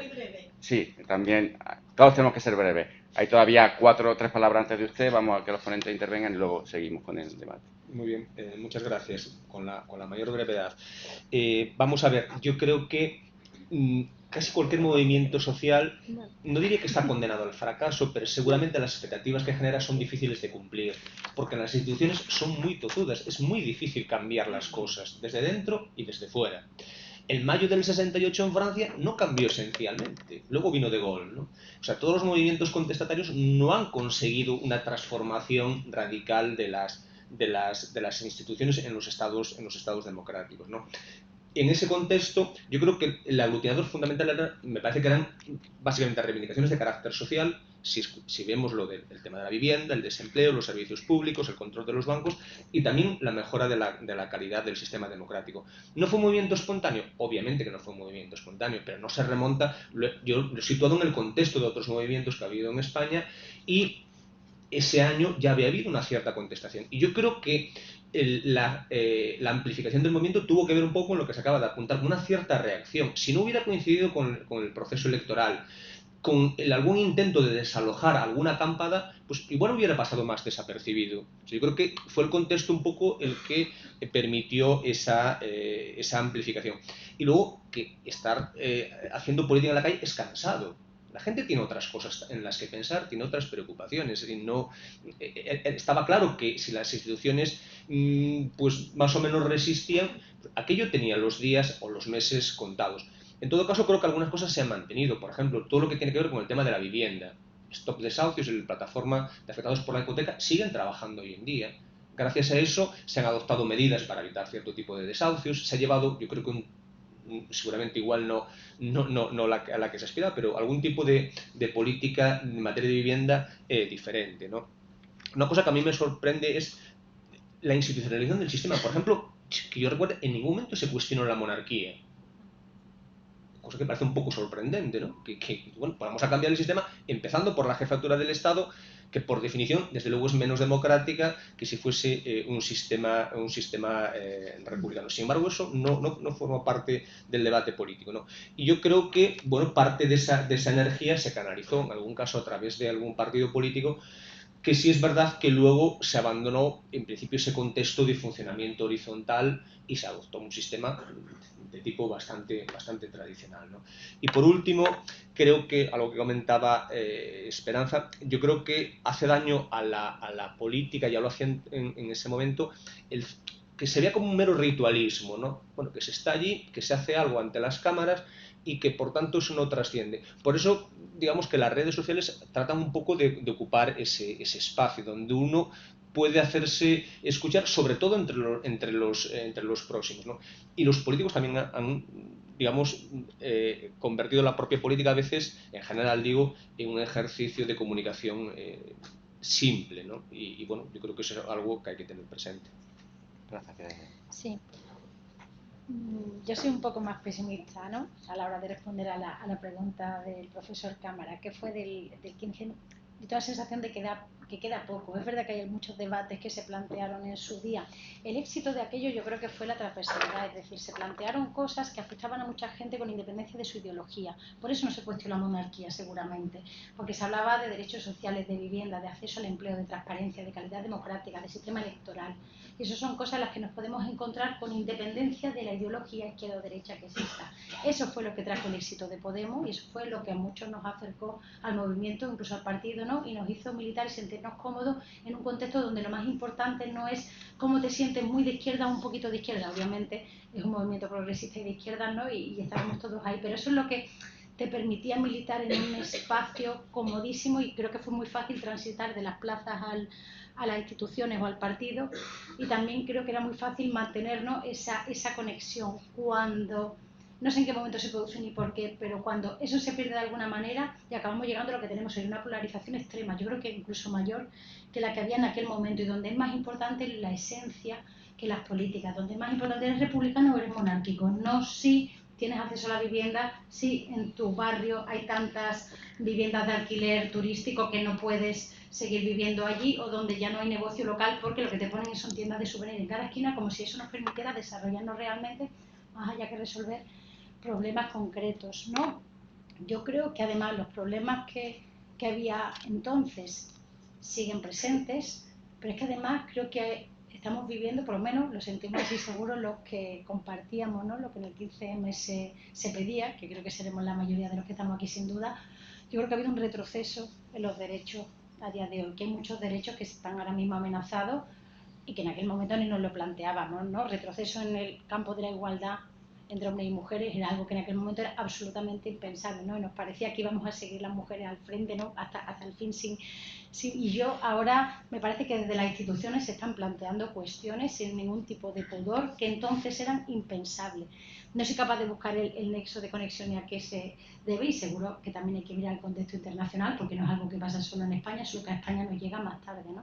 Pero yo soy pesimista en ese campo. Es verdad que pudimos colocar en el debate, se pudo colocar muchas cuestiones, pero creo que fue básica esa, ¿no? La idea de no esencialidad y el poner el acento realmente en políticas, problemas que nos unían con independencia de quiénes éramos y de dónde viniéramos, pensando simplemente en el futuro. Y ahora seguramente eso se ha perdido y el quién eres está por delante de qué es lo que quieren, ¿no? Y es lo que seguramente, y es muy difícil además hacer política así, porque todo lo que no sea ruido mediático es muy difícil de acabar sacándolo, ¿no? Y es complicado. Luego lo que decía Miguel tiene toda la razón, es que estar en la calle es muy cansado y estar continuamente reivindicando es algo que es muy cansado. Yo no sé si ha sido o no la pandemia, y seguramente sí, pero se ha perdido muchos lazos sociales. A mí me parece que es muy difícil encontrar tejido social organizado en el que puedan establecer lazos desde la política para hacer políticas para que te ayuden a hacer política también, porque tú necesitas, y sobre todo en los grupos minoritarios, ¿no? Necesitas alianzas, y las alianzas son sociales, ¿no? Asociaciones de vecinos preocupados por los cortes de luz, asociaciones de vecinos preocupados por las viviendas de alquiler turístico. Al final es eso, ¿no? Organizaciones de padres y madres preocupados por la ratio en las aulas, por la pérdida de calidad, por la pérdida de línea, asociaciones de pacientes o de médicos preocupados porque la sanidad pública se está deteriorando o por el desvío de fondos a la concertada privada, por el gasto farmacéutico, ¿no? Que se hace por el fin de la subasta. En fin, yo creo que todo eso se ha perdido y hoy en día es muy difícil contar con actores, seguramente por culpa también de la política, ¿eh? No le estoy echando la culpa a la ciudadanía, que es lo último que haría, por culpa también quizás de cómo ha ejercido o de cómo todo ese capital humano, ¿no? Que se recibió a partir del 15M se ha sentido seguramente utilizado, ¿no? Y ahora no quiere saber nada de la política, pero sin duda el desprecio por la política o la desafección, yo creo que es uno de los principales problemas que tenemos, porque es muy difícil hacer política y consolidar una democracia cuando la propia ciudadanía no cree en los representantes, ¿no? Que son los primeros llamados a ejercerla, porque la gente no la está haciendo todos los días. José Antonio.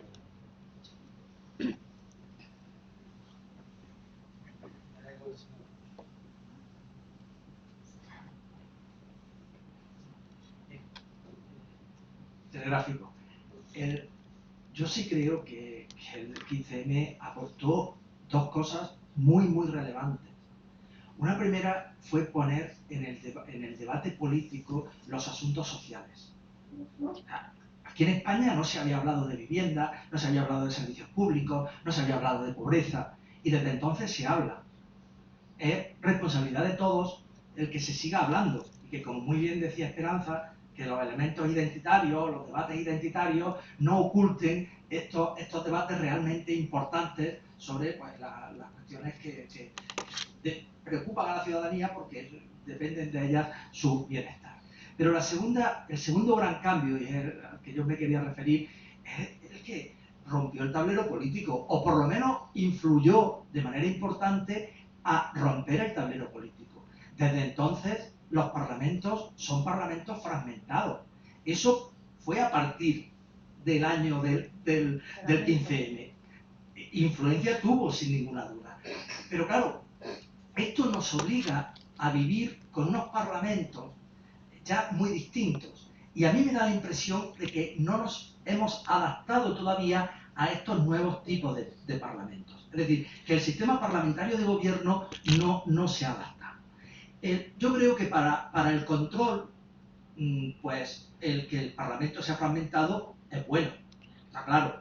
Es más difícil pasar el rodillo parlamentario cuando hay una solicitud de comparecencia de un miembro del gobierno o cuando hay una solicitud de comisión de investigación que no le gusta mucho al gobierno. Por tanto, el control parlamentario ha ganado con la fragmentación del Parlamento. En la actividad legislativa yo creo que hay que mantener un difícil equilibrio, porque por un lado el que los grupos parlamentarios puedan intervenir en el procedimiento legislativo es muy positivo y sin duda pues enriquece las leyes, pero también tiene el problema de que en definitiva pues puede impedir que esa ley finalmente se apruebe, porque es claro que el gobierno no va a permitir que se termine aprobando una ley en contra de lo que era su voluntad legislativa. Por tanto, ahí es un equilibrio difícil. Pero donde yo veo el problema, y es lo que os quería plantear, a ver cómo lo veis, es en la formación del gobierno. Porque si algo vimos con los 2 años con la investidura de Rajoy, es que eso de investir a un presidente que no tiene la confianza del Parlamento es un desastre. Es un desastre porque lo que vino después fueron los vetos presupuestarios, el que no se presentaban proyectos de ley pues porque no se iban a aprobar, no estaba la mayoría. Por lo tanto, eso no nos sirve. Pero claro, es que la otra opción es la repetición parlamentaria. Por tanto, ahí es donde yo veo que tenemos el problema en este momento con un parlamento fragmentado, cómo se forma el gobierno.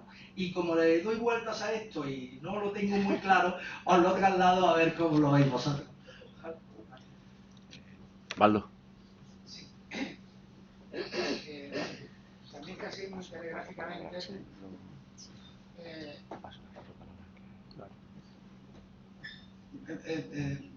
hubieras podido ser posible plantear otra charla de cómo hubiera sido el 15 de mayo hoy, y hubiera sido un poco terrorífico.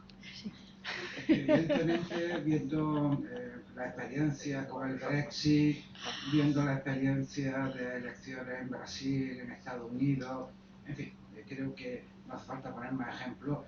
Me surgen muchas dudas de cómo hubiera sido, cómo se podría desarrollar hoy un 15M mediatizado y controlado por redes y por agentes que evidentemente están fuera de toda lógica democrática en absoluto. En fin, era simplemente por contarlo o por comentarlo, porque al final también eso dificulta un poco evaluar lo que queda del 15M, cuando la situación desde mi punto de vista, aunque les pudiera parecer idéntica, es muy diferente al del 2011. Y la segunda cuestión, que también quería hacer la reflexión, es que muchas veces cuando hacemos la búsqueda, ¿no?, de esos restos o de esa influencia, a mí me da la impresión de que se nos olvida que los restos, la influencia de lo que fue el 15M no ha sido la misma, ni ha tenido la misma intensidad en todos los sectores de la ciudadanía. Y por tanto la influencia del 15M no ha jugado de la misma manera en determinados ámbitos, fundamentalmente dependiendo de adscripciones ideológicas y, como voy a poner, creo, algún ejemplo o alguna valoración desde mi punto de vista, que no sé si es cierta o no. Primero, efectivamente, significó una deslegitimación de las instituciones y una reivindicación de la democracia participativa en detrimento de la representativa en el electorado de izquierda. El electorado de derecha fue impermeable a cualquier tipo de valoración de este tipo y saben perfectamente para qué y cómo utilizar las instituciones. Eso tiene otro problema, y es que el 15M a la larga ha tenido un efecto de desmovilización del electorado de izquierda. Entonces, ese fracaso, en fin, el no haber cumplido muchas de las reivindicaciones, etcétera, etcétera, a quien ha desmotivado y desmovilizado en muchas ocasiones es un electorado que vota evidentemente a la izquierda. Y a la derecha tienen perfectamente claro cómo y cuándo hay que ir a votar. Eso es un efecto a lo mejor no querido y no deseado de lo que fue el 15M. Y es más, y con esto termino, no solamente eso, sino que una parte, la más populista, la más indeseable y la más antidemocrática de la derecha, ha tomado buena nota de formas, procedimientos, mensajes y actitudes que se pudieran tener y la están poniendo en marcha a través de un populismo indeseable que pone en peligro en muchas ocasiones la propia democracia. Con lo cual, y de verdad con esto resumo, me da la impresión que muchas veces hacer una evaluación de lo que fue o de lo que queda del 15M en términos homogéneos para toda la ciudadanía, pues olvida, o creo que no da respuesta a la situación de que efectivamente no fue ni de la misma forma, ni fue con la misma intensidad asumido o afectado por el electorado, dependiendo de quién fuera la elección, a quién se votara. Muchas gracias. Javier. Vamos. No, primero Javier y luego usted. No me hace falta. No, que primero Javier y luego usted. Respondiendo a tu pregunta, hoy día lo tienen en el barrio Salamanca. Este movimiento libertario en contra del sistema y tal ha derivado, y me extraña que no haya salido cómo ha derivado justamente un voto estable a un partido de ultraderecha que tiene entre el 15 y el 18% de los votos, que está entre 1,5 millones de votantes. Es decir, más que lo que en teoría estaba representando el 15M, que era el grupo de Podemos. Se toman en la calle. Claro. Y va tomando la calle, es curioso, ¿no? Con las mismas técnicas, en las redes sociales, con las mismas técnicas, y sin embargo no es una cosa aislada, es una cosa que ha ocurrido también en Grecia, cuando cayó Chirisa, ha ocurrido en Italia, absorbiendo el movimiento de las sardinas, ha ocurrido en Estados Unidos, absorbiendo el movimiento de Occupy Wall Street, ¿no? O en el Reino Unido con el Brexit. Entonces, viendo todo esto, realmente la pregunta de si el 15M, desde mi punto de vista, ha tenido o no ha tenido un cierto éxito o no, yo creo que desde el punto de vista parlamentario se han puesto muchos ejemplos que son realmente interesantes, pero si le preguntásemos a la generación que estuvo liderando, que entonces tendría entre 25 y 35 años, entre 20 y 35 años, si ha mejorado su situación de vida, probablemente, como ocurre a todos los que nos vamos haciendo mayores, va mejorando a la medida en que tienes una estabilidad, consigues un puesto de trabajo más o menos estable, mejora la situación económica, pero si les preguntamos a los que están representando justamente a ese sector de población, probablemente digan que tienen menos esperanzas de mejorar su vida a las que tenían entonces esa misma generación. Entonces, donde ahí podríamos hablar que el movimiento 15M realmente ha sido un choque muy frustrante, enlazando con lo que estabais comentando anteriormente, respecto a lo que es la representación política de los partidos. Llevamos 40 años en abundancia en toda América del Norte y en toda Europa. La abundancia no me es precisa. La abundancia hace que mucha gente piense menos y sea más vaga, en general. Hay excepciones, hay muchachos estupendos y muchachas estupendas. Pero como decía Ortega, desde la Primera Guerra Mundial, al nacer tanta gente, el pensador y el científico va arrollado por la masa.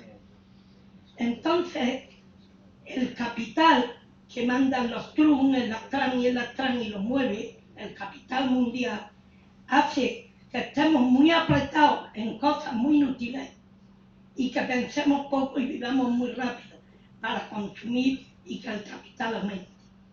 Ante esas masas mundiales de personas que piensan poco, que hay excepciones, que piensan poco, porque la abundancia te hace ser más vago.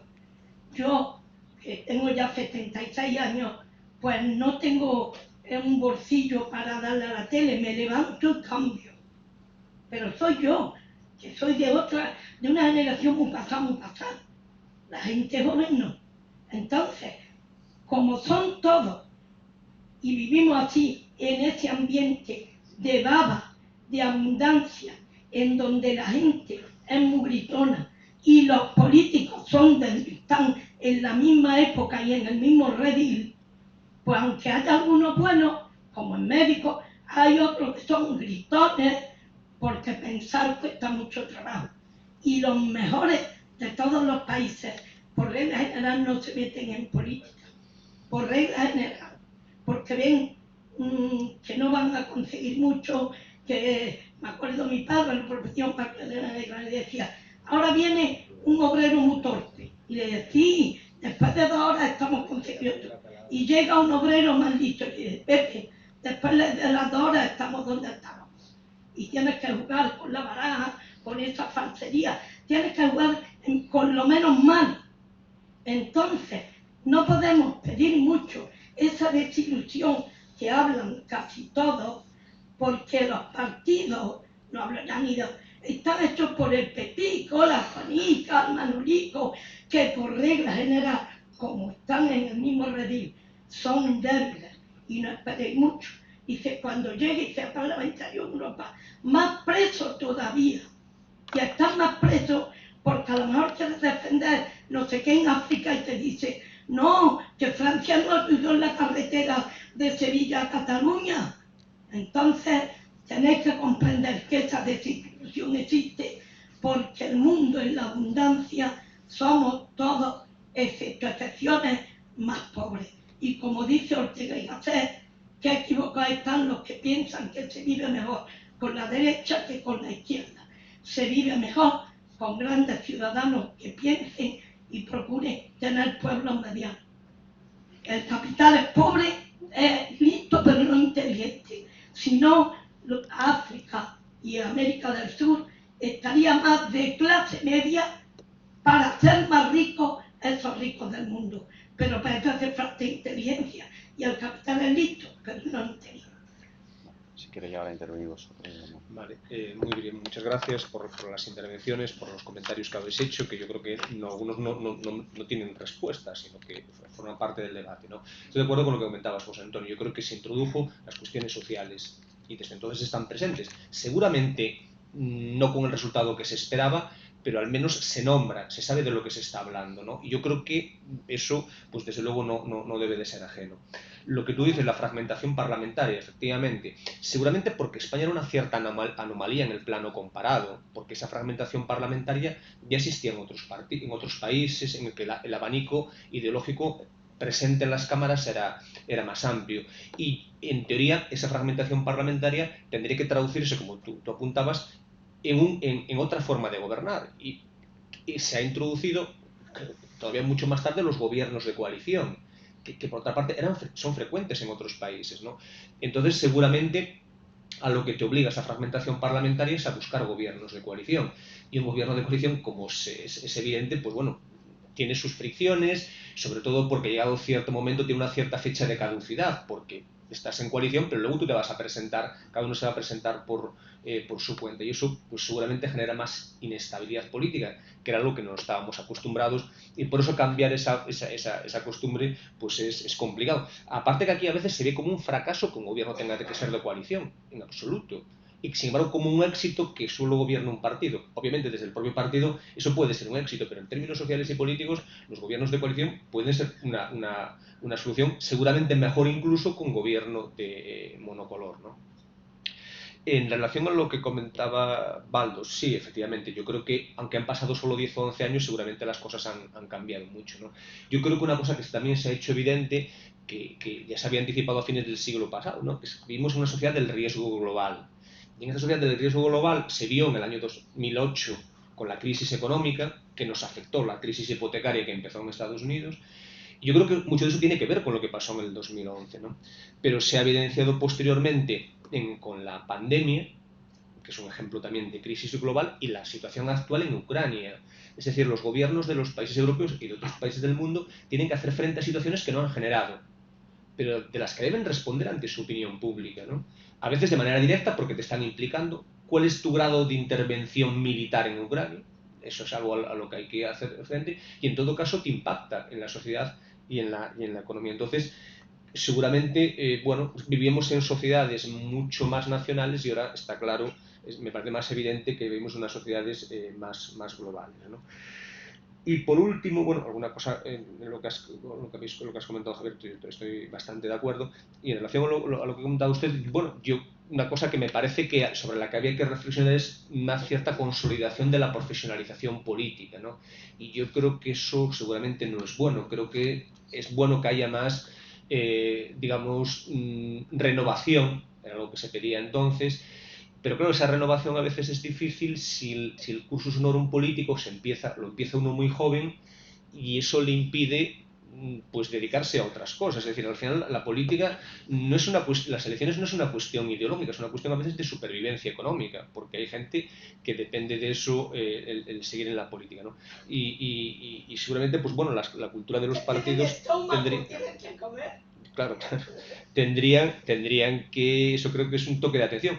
Pero bueno, hay que ver también si la política resulta atractiva, ¿no? Para que se puedan integrar otras personas. No sé, en todo caso, creo que son hábitos políticos distintos y habría que darle respuestas diferentes. Sí, yo también comparto la mayoría de las cosas que se han comentado. Contestar solo alguna cosa, ¿no? A José Montilla. Claro, nosotros muchas veces distinguimos no es lo mismo una mayoría de gobierno que una mayoría de investidura. Es decir, yo creo que puede ser la falta de costumbre, se busca un apoyo en la investidura puntual en ese momento, seguramente se llega a algún acuerdo, pero yo creo que a partir de ahora habrá que trabajar más en que en esos acuerdos sean un poco más estables en el sentido de vamos a llegar a no solo al día de mañana, sino bueno, o a impedir que haya repetición electoral porque podría ganar, ¿no? Y me parece que eso es lo que ha sucedido hasta ahora. Quizás habría que pensar más en esos acuerdos de gobernabilidad, ¿no? Que no tienen necesariamente que implicar entrar en el gobierno, además en un caso tan fragmentado lo harían muy difícil, cuántos partidos tendrían que entrar en el gobierno, pero creo que hay que buscar el apoyo puntual más allá, exige mucho esfuerzo y obviamente yo me imagino que el gobierno actual, ¿no? Teniendo que hacer toda esa geometría variable es difícil, pero yo creo que es algo que hay que aprender a hacer. Probablemente nos haya faltado cultura política a todos y todas porque no como decía Miguel, ¿no? En España es una anomalía, hay muchos países en los que esto se viene haciendo mucho tiempo y se vive como un fracaso al final, incluso el propio ruido, ¿no? Al que ahora estamos viviendo, innecesario a mi juicio, ¿no? Entre las dos partes del gobierno, yo creo que es algo que habrá que aprender a limar porque no creo que favorezca para nada, ¿no? Porque ya se está pensando quizá en las siguientes elecciones, ¿no? Y en diferenciarse más que en salvaguardar, ¿no? Esa posición institucional del gobierno que creo que debería tener. Es verdad que el 15M trajo muchos derechos sociales hasta el punto que yo creo que de alguna forma se descapitalizaron los movimientos sociales, es decir, mucha gente que era apreciada, querida porque estaba en movimientos sociales, sabía de lo que hablaba, se incorporó al mundo de la política y de alguna manera yo creo que en aquel momento vaciamos la calle. Y yo creo que eso ha tenido efectos luego, ¿no? Porque cuando se han seguido dando problemas, eso es un tejido que me parece que en algunos casos, no en el caso de la paz, pero sí en otros, ha sido difícil de reconstruir, ¿no? Se provocó una descapitalización, ¿no? Cuánta gente se acercó, sobre todo a Podemos, se unió. Y en cuanto al al electorado que lo nutría había mucho abstencionista crítico. Es verdad que el electorado de derecha no se sentía, yo creo que especialmente apelado, ¿no?, por lo que estaba sucediendo en las calles. Sí creo que mucho abstencionista crítico, y también creo que había un voto de sistema, de castigo al sistema, que hoy están otras formaciones que no tienen nada que ver y que ideológicamente están en las antípodas, ¿no? Yo creo que siempre hay que contar que cuando surgen movimientos de indignación por crisis como la que se sucedió, ¿no?, y hay quizás falta de esperanza, ¿no?, para mucha gente, lo que sucede es eso, ¿no?, que acabas votando a quien crees que está castigando al sistema, y que al final la ideología de fondo muchas veces no es tan importante o no motiva tanto, por lo menos en esos primeros momentos, me parece. Juan. Yeah.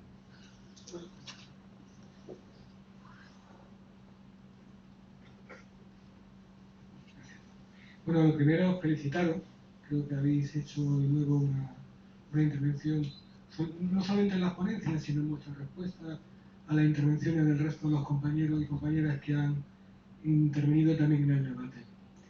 Y en ese debate yo creo que hay una palabra que creo que es la que más ha salido, que es la desafección.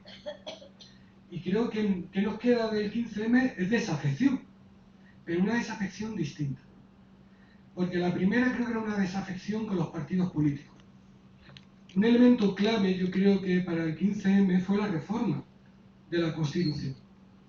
O sea, una reforma pactada. O sea, yo recuerdo todavía la intervención de Zapatero en agosto, ¿no?, cuando dice que ha visto la luz, España se está cayendo, y ha hablado con Rajoy por teléfono, y ni siquiera el que iba a ser candidato a esas elecciones generales sabía lo que había hablado Zapatero con Rajoy. Es decir, se había pactado una reforma. Y se hizo una reforma en 40 días. Con un debate final de 40 minutos, creo recordar, y con una petición de referéndum que se dijo no se podía hacer porque estaba en una situación de crisis y, claro, el pueblo no puede votar. El pueblo realmente no, nuestros representantes no representaban. Todo para el pueblo, pero sin el pueblo. De nuevo en España. Por lo tanto, yo creo que había una desafección con los partidos políticos. Y no solamente de derechas, sino en algún momento el partido mayoritario que estaba gobernando, que era el Partido Socialista. Y de hecho en el 15M, en la Plaza del Carmen, al margen de la Octavilla, yo recuerdo cómo la gente lo que hacía era leer los artículos de la Constitución. Y esto es muy importante. Es decir, no había una desafección efectivamente con el sistema, sino cómo se estaba gestionando y se estaba interpretando por nuestros representantes políticos ese sistema. Claro, cuando ha pasado el tiempo, ha habido intentos de gestionar de otra manera el sistema, pero estamos viendo que al final lo que nos queda de nuevo es la desafección. Pero ya con una deriva mucho más peligrosa, como antes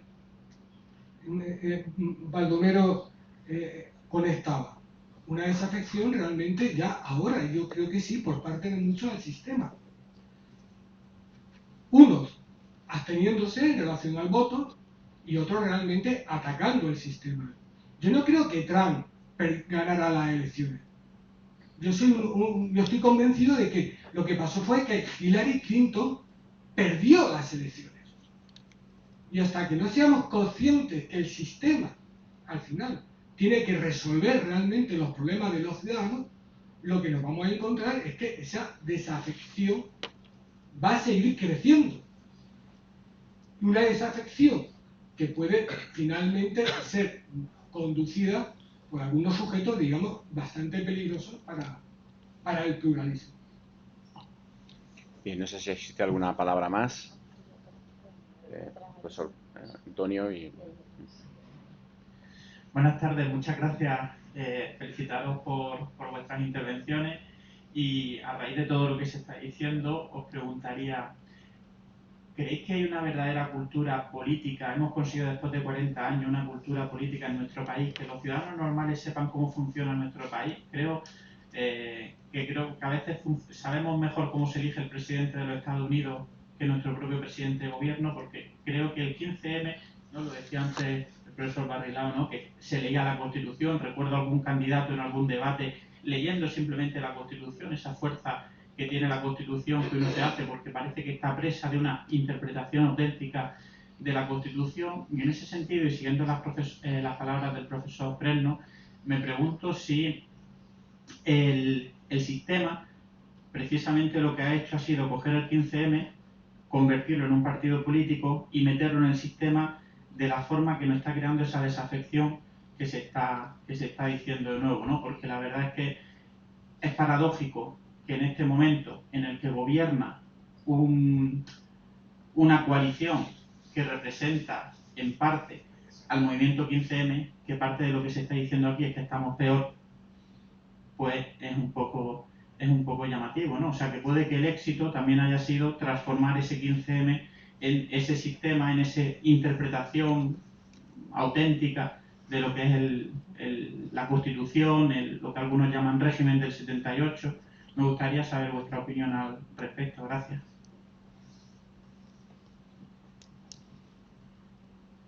Brevemente, porque no se puede responsabilizar lo que ha ocurrido a quienes protagonizaron o protagonizamos.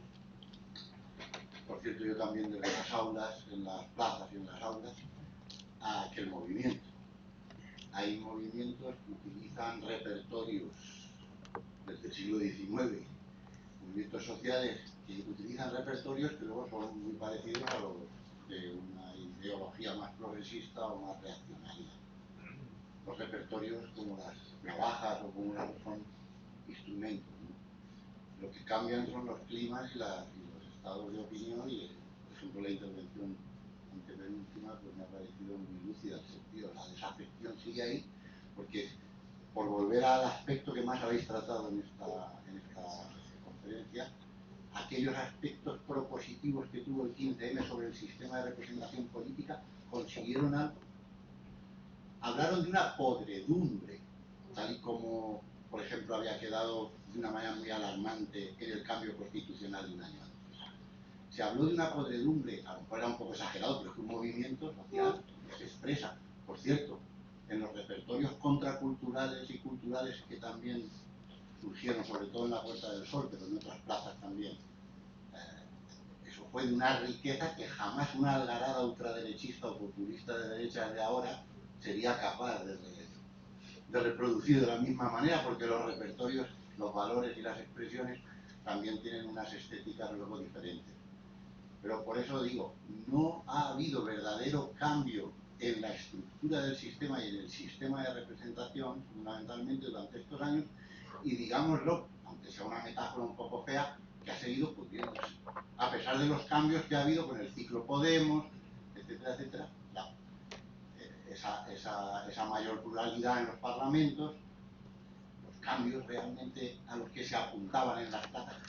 Si en mayo de 2011 alguien llega a la Puerta del Sol y propone fundar Podemos, no le hubiera seguido nadie, porque se estaba pensando de otra manera, era la expresión de una indignación, no era algo propositivo. De hecho, lo que más se criticaba al 15M por parte de la gente más bien pensante, perdonad también por esto, era ¿y qué proponéis? Creo que fue el 20 de mayo el único día que en las asambleas se acordó algo más propositivo, que fue en el campo del derecho, donde posiblemente se puede solidificar más las cosas, ¿no? Lo otro era una expresión de malestar y de crítica, y yo creo que sí que ha cambiado muchas cosas. ¿Alguna palabra? ¿Cómo va a cambiar si el capitalismo es el que mueve a presidente y a Espíritu Santo? ¿Cómo va a cambiar? No puede cambiar, puede cambiar un poco. Podéis conseguir que un vaso, como decía Felipe González, se doble un poco, pero no lo podéis poner boca abajo, porque entonces el capital os absorbe, os come, a mí y a todo el mundo, porque cuando viene una catástrofe como esta que es del terremoto, los de buenos pisos no han muerto los de malos pisos. Y entonces nos come a todos los más chicos, y a mí que soy un chica que mide 1,45 más todavía. Bueno, vamos a ver cómo terminan los ponentes, y no más intervenciones, porque igual nos dan un rayo de luz. No sería tan optimista, al menos por mi parte. Bueno, cuatro cosas puntuales, empezando por el final, por lo que apuntabas, ¿no? De lo de la corrupción. seguramente siga habiendo corrupción, pero la corrupción ahora ya no pasa desapercibida. Creo que eso es importante. Es decir, yo creo que eso tiene un coste político y cosas que antes incluso se hacía a la vista gorda. Estoy pensando en el anterior jefe del Estado. Me parece que lo que ocurría antes ahora ya sería difícil de ocultar o de disimular, ¿no? Entonces faltaría más por otra parte, ¿no?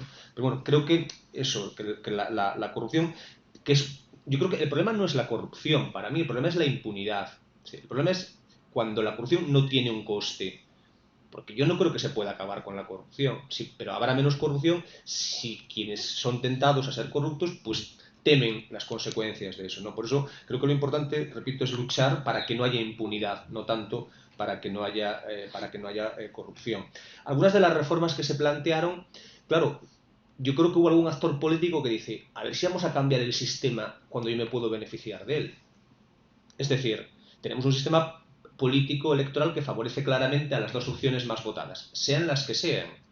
Entonces yo no sé si la tercera y cuarta opción política dijeron, oye, a ver si vamos a cambiarlo ahora, que igual pasamos nosotros a ser los primeros y los segundos. Entonces yo creo que faltó un cierto grado de coherencia. Si yo defiendo algo cuando estoy en la oposición, cuando tengo condiciones de gobernar, creo que eso es el momento de llevarlo a cabo, ¿no? Daba el profesor Barilao. Pero las sociedades toleran cierto grado de desafección mientras no esté en cuestión el propio sistema. El problema es cuando, digamos, se deslegitima el sistema. Y las sociedades, la verdad es que yo creo que son muy resistentes. Es difícil que las cosas cambien de manera radical. Pero bueno, hemos visto cosas, como se decía en la película, que no creeríamos, ¿no? Lo de la ocupación del Congreso de Estados Unidos. Eso me parece que es una cosa simbólica, ¿no? Lo que aparecía como una democracia tremendamente sólida. Y el fenómeno Trump en sí, ¿no? Es verdad que luego, en las siguientes elecciones, no se reprodujo ese fenómeno, bueno, por la gran movilización que hubo, ¿no? Por la gran movilización que hubo. Y porque generalmente se pierden las elecciones, eso ya se ha apuntado, y no tanto se gana la posición. Y en cuanto a lo que plantea el profesor Pérez Miras de la integración en el sistema, claro, yo creo que hay, evidentemente, un movimiento social se encuentra ante una disyuntiva. Sigue siendo movimiento social y, por tanto, te mantienes fuera de las instituciones, o hay parte que dice, bueno, vamos a convertir este movimiento social en un partido, pero entonces ya las reglas del juego son diferentes. Incluso el nivel de crítica es distinto. Es decir, un movimiento social difícilmente va a tener el nivel de crítica que tiene una opción política, porque el movimiento social no compite. Ahora, si ese movimiento social se convierte en un partido o una agrupación de electores, entonces ya formas parte del juego político y asumes que las reglas también son distintas, ¿no? Y luego, claro, que también la vida política real luego es más complicada. Es decir, y yo creo que tendencialmente siempre es decepcionante, porque por muy bien que hagas las cosas, nunca se va a alcanzar ese ideal, ¿no? Que no deja, repito, yo creo que lo importante es tener en cuenta que es un ideal, ese horizonte al que te vas acercando, pero siempre ves cosas que habría que cambiar, ¿no? Pero bueno, insisto, creo que es importante ver que ese horizonte existe y que no hay alternativas en términos democráticos a eso. Hola. Sí, yo muy brevemente voy a contestar a un par de cuestiones sueltas, ¿no?, que me han suscitado alguna reflexión. La profesionalización de la política. Ese, sin duda, es un problema y yo creo que todos podemos compartir que es un problema. Pero, y aquí doy fe, no saben lo difícil que es hacer política en un partido donde nadie cobra, donde nadie trabaja para el partido, porque la gente tiene sus trabajos y como tiene sus trabajos no le puede dedicar nada más que su tiempo residual, ¿no? Y cuando estamos en un momento de militancia tan baja como ahora, porque el movimiento del 15M ya ha pasado, es realmente difícil. ¿Cómo mantener? A mí hay gente que me dice, claro, es que la política está hecha para los funcionarios. Yo soy funcionaria, puedes volver cuando algo no te gusta, eres absolutamente libre, pero es que tengo un trabajo al que volver. Solo los que tenemos esa posibilidad podemos hacer política. Es decir, yo creo que a veces se hace un poco de populismo con eso y hay que tener cuidado de cómo encontrar las normas, ¿no? Para que la profesionalización, sin duda, para mí es un problema, sin duda lo es. Cuando no tienes ese problema, pues puedes ser libre a la hora de decidir si te presentan elecciones o no, dónde te presentas y dónde no, pues porque no tienes una estructura que mantener y eso te da una libertad absoluta. Te da la libertad de no tienes que decir lo que no te gusta, no tienes que seguir instrucciones y eso es maravilloso. Se puede hacer mejor política, pero también tiene problemas prácticos obvios y es que la política requiere mucha dedicación. Yo creo que eso no lo podemos obviar. Sobre la cultura política, yo creo que nos falta cultura democrática, que no es necesariamente lo mismo. Para mí no es tanto un problema de no conocer las instituciones, sino creo que hace no tanto tiempo para conseguir un servicio en teórica pública, aunque fuera de beneficencia, había quien te cobraba, ¿no? Yo todavía recuerdo con horror las cosas que mi padre me ha contado siempre sobre yo tenía que pagar al de la ambulancia, a pesar de que entonces le tenía que pagar porque si no, no se llevaba a mi padre al hospital, ¿no? O para yo poder conseguir una beca y entrar en el sitio donde la realizaba, le tenía que pagar al que estaba en la puerta, que no es que cobrara, no había que pagar, pero si no, no te dejaban entrar. Es decir, esa cultura yo creo que ha estado durante mucho tiempo entre nosotros, que Franco estuvo mucho tiempo al mando de España. No hay cultura democrática, yo creo que eso se nos puede aplicar a toda la sociedad y obviamente también a los partidos, ¿no?, que ejercen el rodillo también de una manera interesante. Y por último, las revoluciones se hacen con el BOE en la mano, o sea, los movimientos sociales están muy bien, la horizontalidad, las plazas, pero ¿cómo vas a cambiar la vida de la gente desde una plaza? La vida se cambia en los parlamentos, se cambia en los gobiernos. Para mí, el mayor éxito del 15M fue Podemos, como una fuerza contestataria, en principio horizontal, que consiguió llegar a las instituciones con una fuerza que nunca se había visto. Y el mayor fracaso es acabar posicionado en el rincón de la izquierda, en el eje clásico que habíamos roto en aquel momento, ¿no? Y que te deja en un sitio tan pequeño en el que no tiene fuerza transformadora. Y yo insisto mucho en lo del eje y en la capacidad que se tuvo en aquel momento de romperlo, porque por mucho que se quiera en unas elecciones de las situaciones, ¿qué porcentaje podía tener la izquierda que ganara, ¿no? ¿Qué porcentaje? ¿Iba a tener más del 50 y tantos %? ¿Se puede transformar una sociedad con esa mayoría? Seguramente no. Entonces yo creo que el mayor logro que se consiguió fue durante un tiempo el espejismo de que podíamos estar unidos en base a objetivos comunes con independencia, como decía antes, de si éramos religiosos o no, si creíamos una cosa o en la otra, si éramos taurinos, si éramos, en fin, había una serie de elementos comunes, ¿no?, que a mí me parece que se pusieron por delante de los elementos identitarios, como he dicho antes. Ahora hemos vuelto a eso con mucha más fuerza. Ya no sé si es el efecto o no, tiene que ver con el avance de la ultraderecha, con todo lo que pasa en Europa. Por cierto, que hoy en día ese momento ha pasado y es mucho más difícil salirse de ese eje, entre otras cosas porque, y también puedo dar fe, cuando lo intentas nadie te compra el relato, nadie te compra el mensaje porque no interesa. Lo importante es que conteste a lo que te ha dicho el adversario, ¿no?, y en esa clave, en un lenguaje, digamos, en la que es muy difícil aspirar a ganar, porque como mucho puede aspirar a hacer un poquito más grande un rincón del tablero político. Yo ahí sí que creo que en ese sentido ha sido un fracaso. Que nos duela, al Trump lo han votado 80 y tantos millones de personas. Y eso lo mueve el capital, que hace que pensemos poco y que estemos afectados de cosas inútiles. Y por eso estos desencantos de estas criaturas con esas inquietudes de juventud. Y claro que podemos un aire fresco, y claro que hay algo más a la izquierda que se ha fragmentado. Algo ha entrado, pero ante la avalancha del capital no van a dejar respirar nunca. Bueno. Se llame el letrero que se llame. Muchas gracias a todos, ¿no?, por el debate, especialmente a los ponentes que lo habéis suscitado. Simplemente advertiros que el pesimismo lleva al nihilismo, ¿eh? Con lo cual creo que por lo menos algunas luces han quedado y esas a las que nos tenemos que agarrar. Muchas gracias.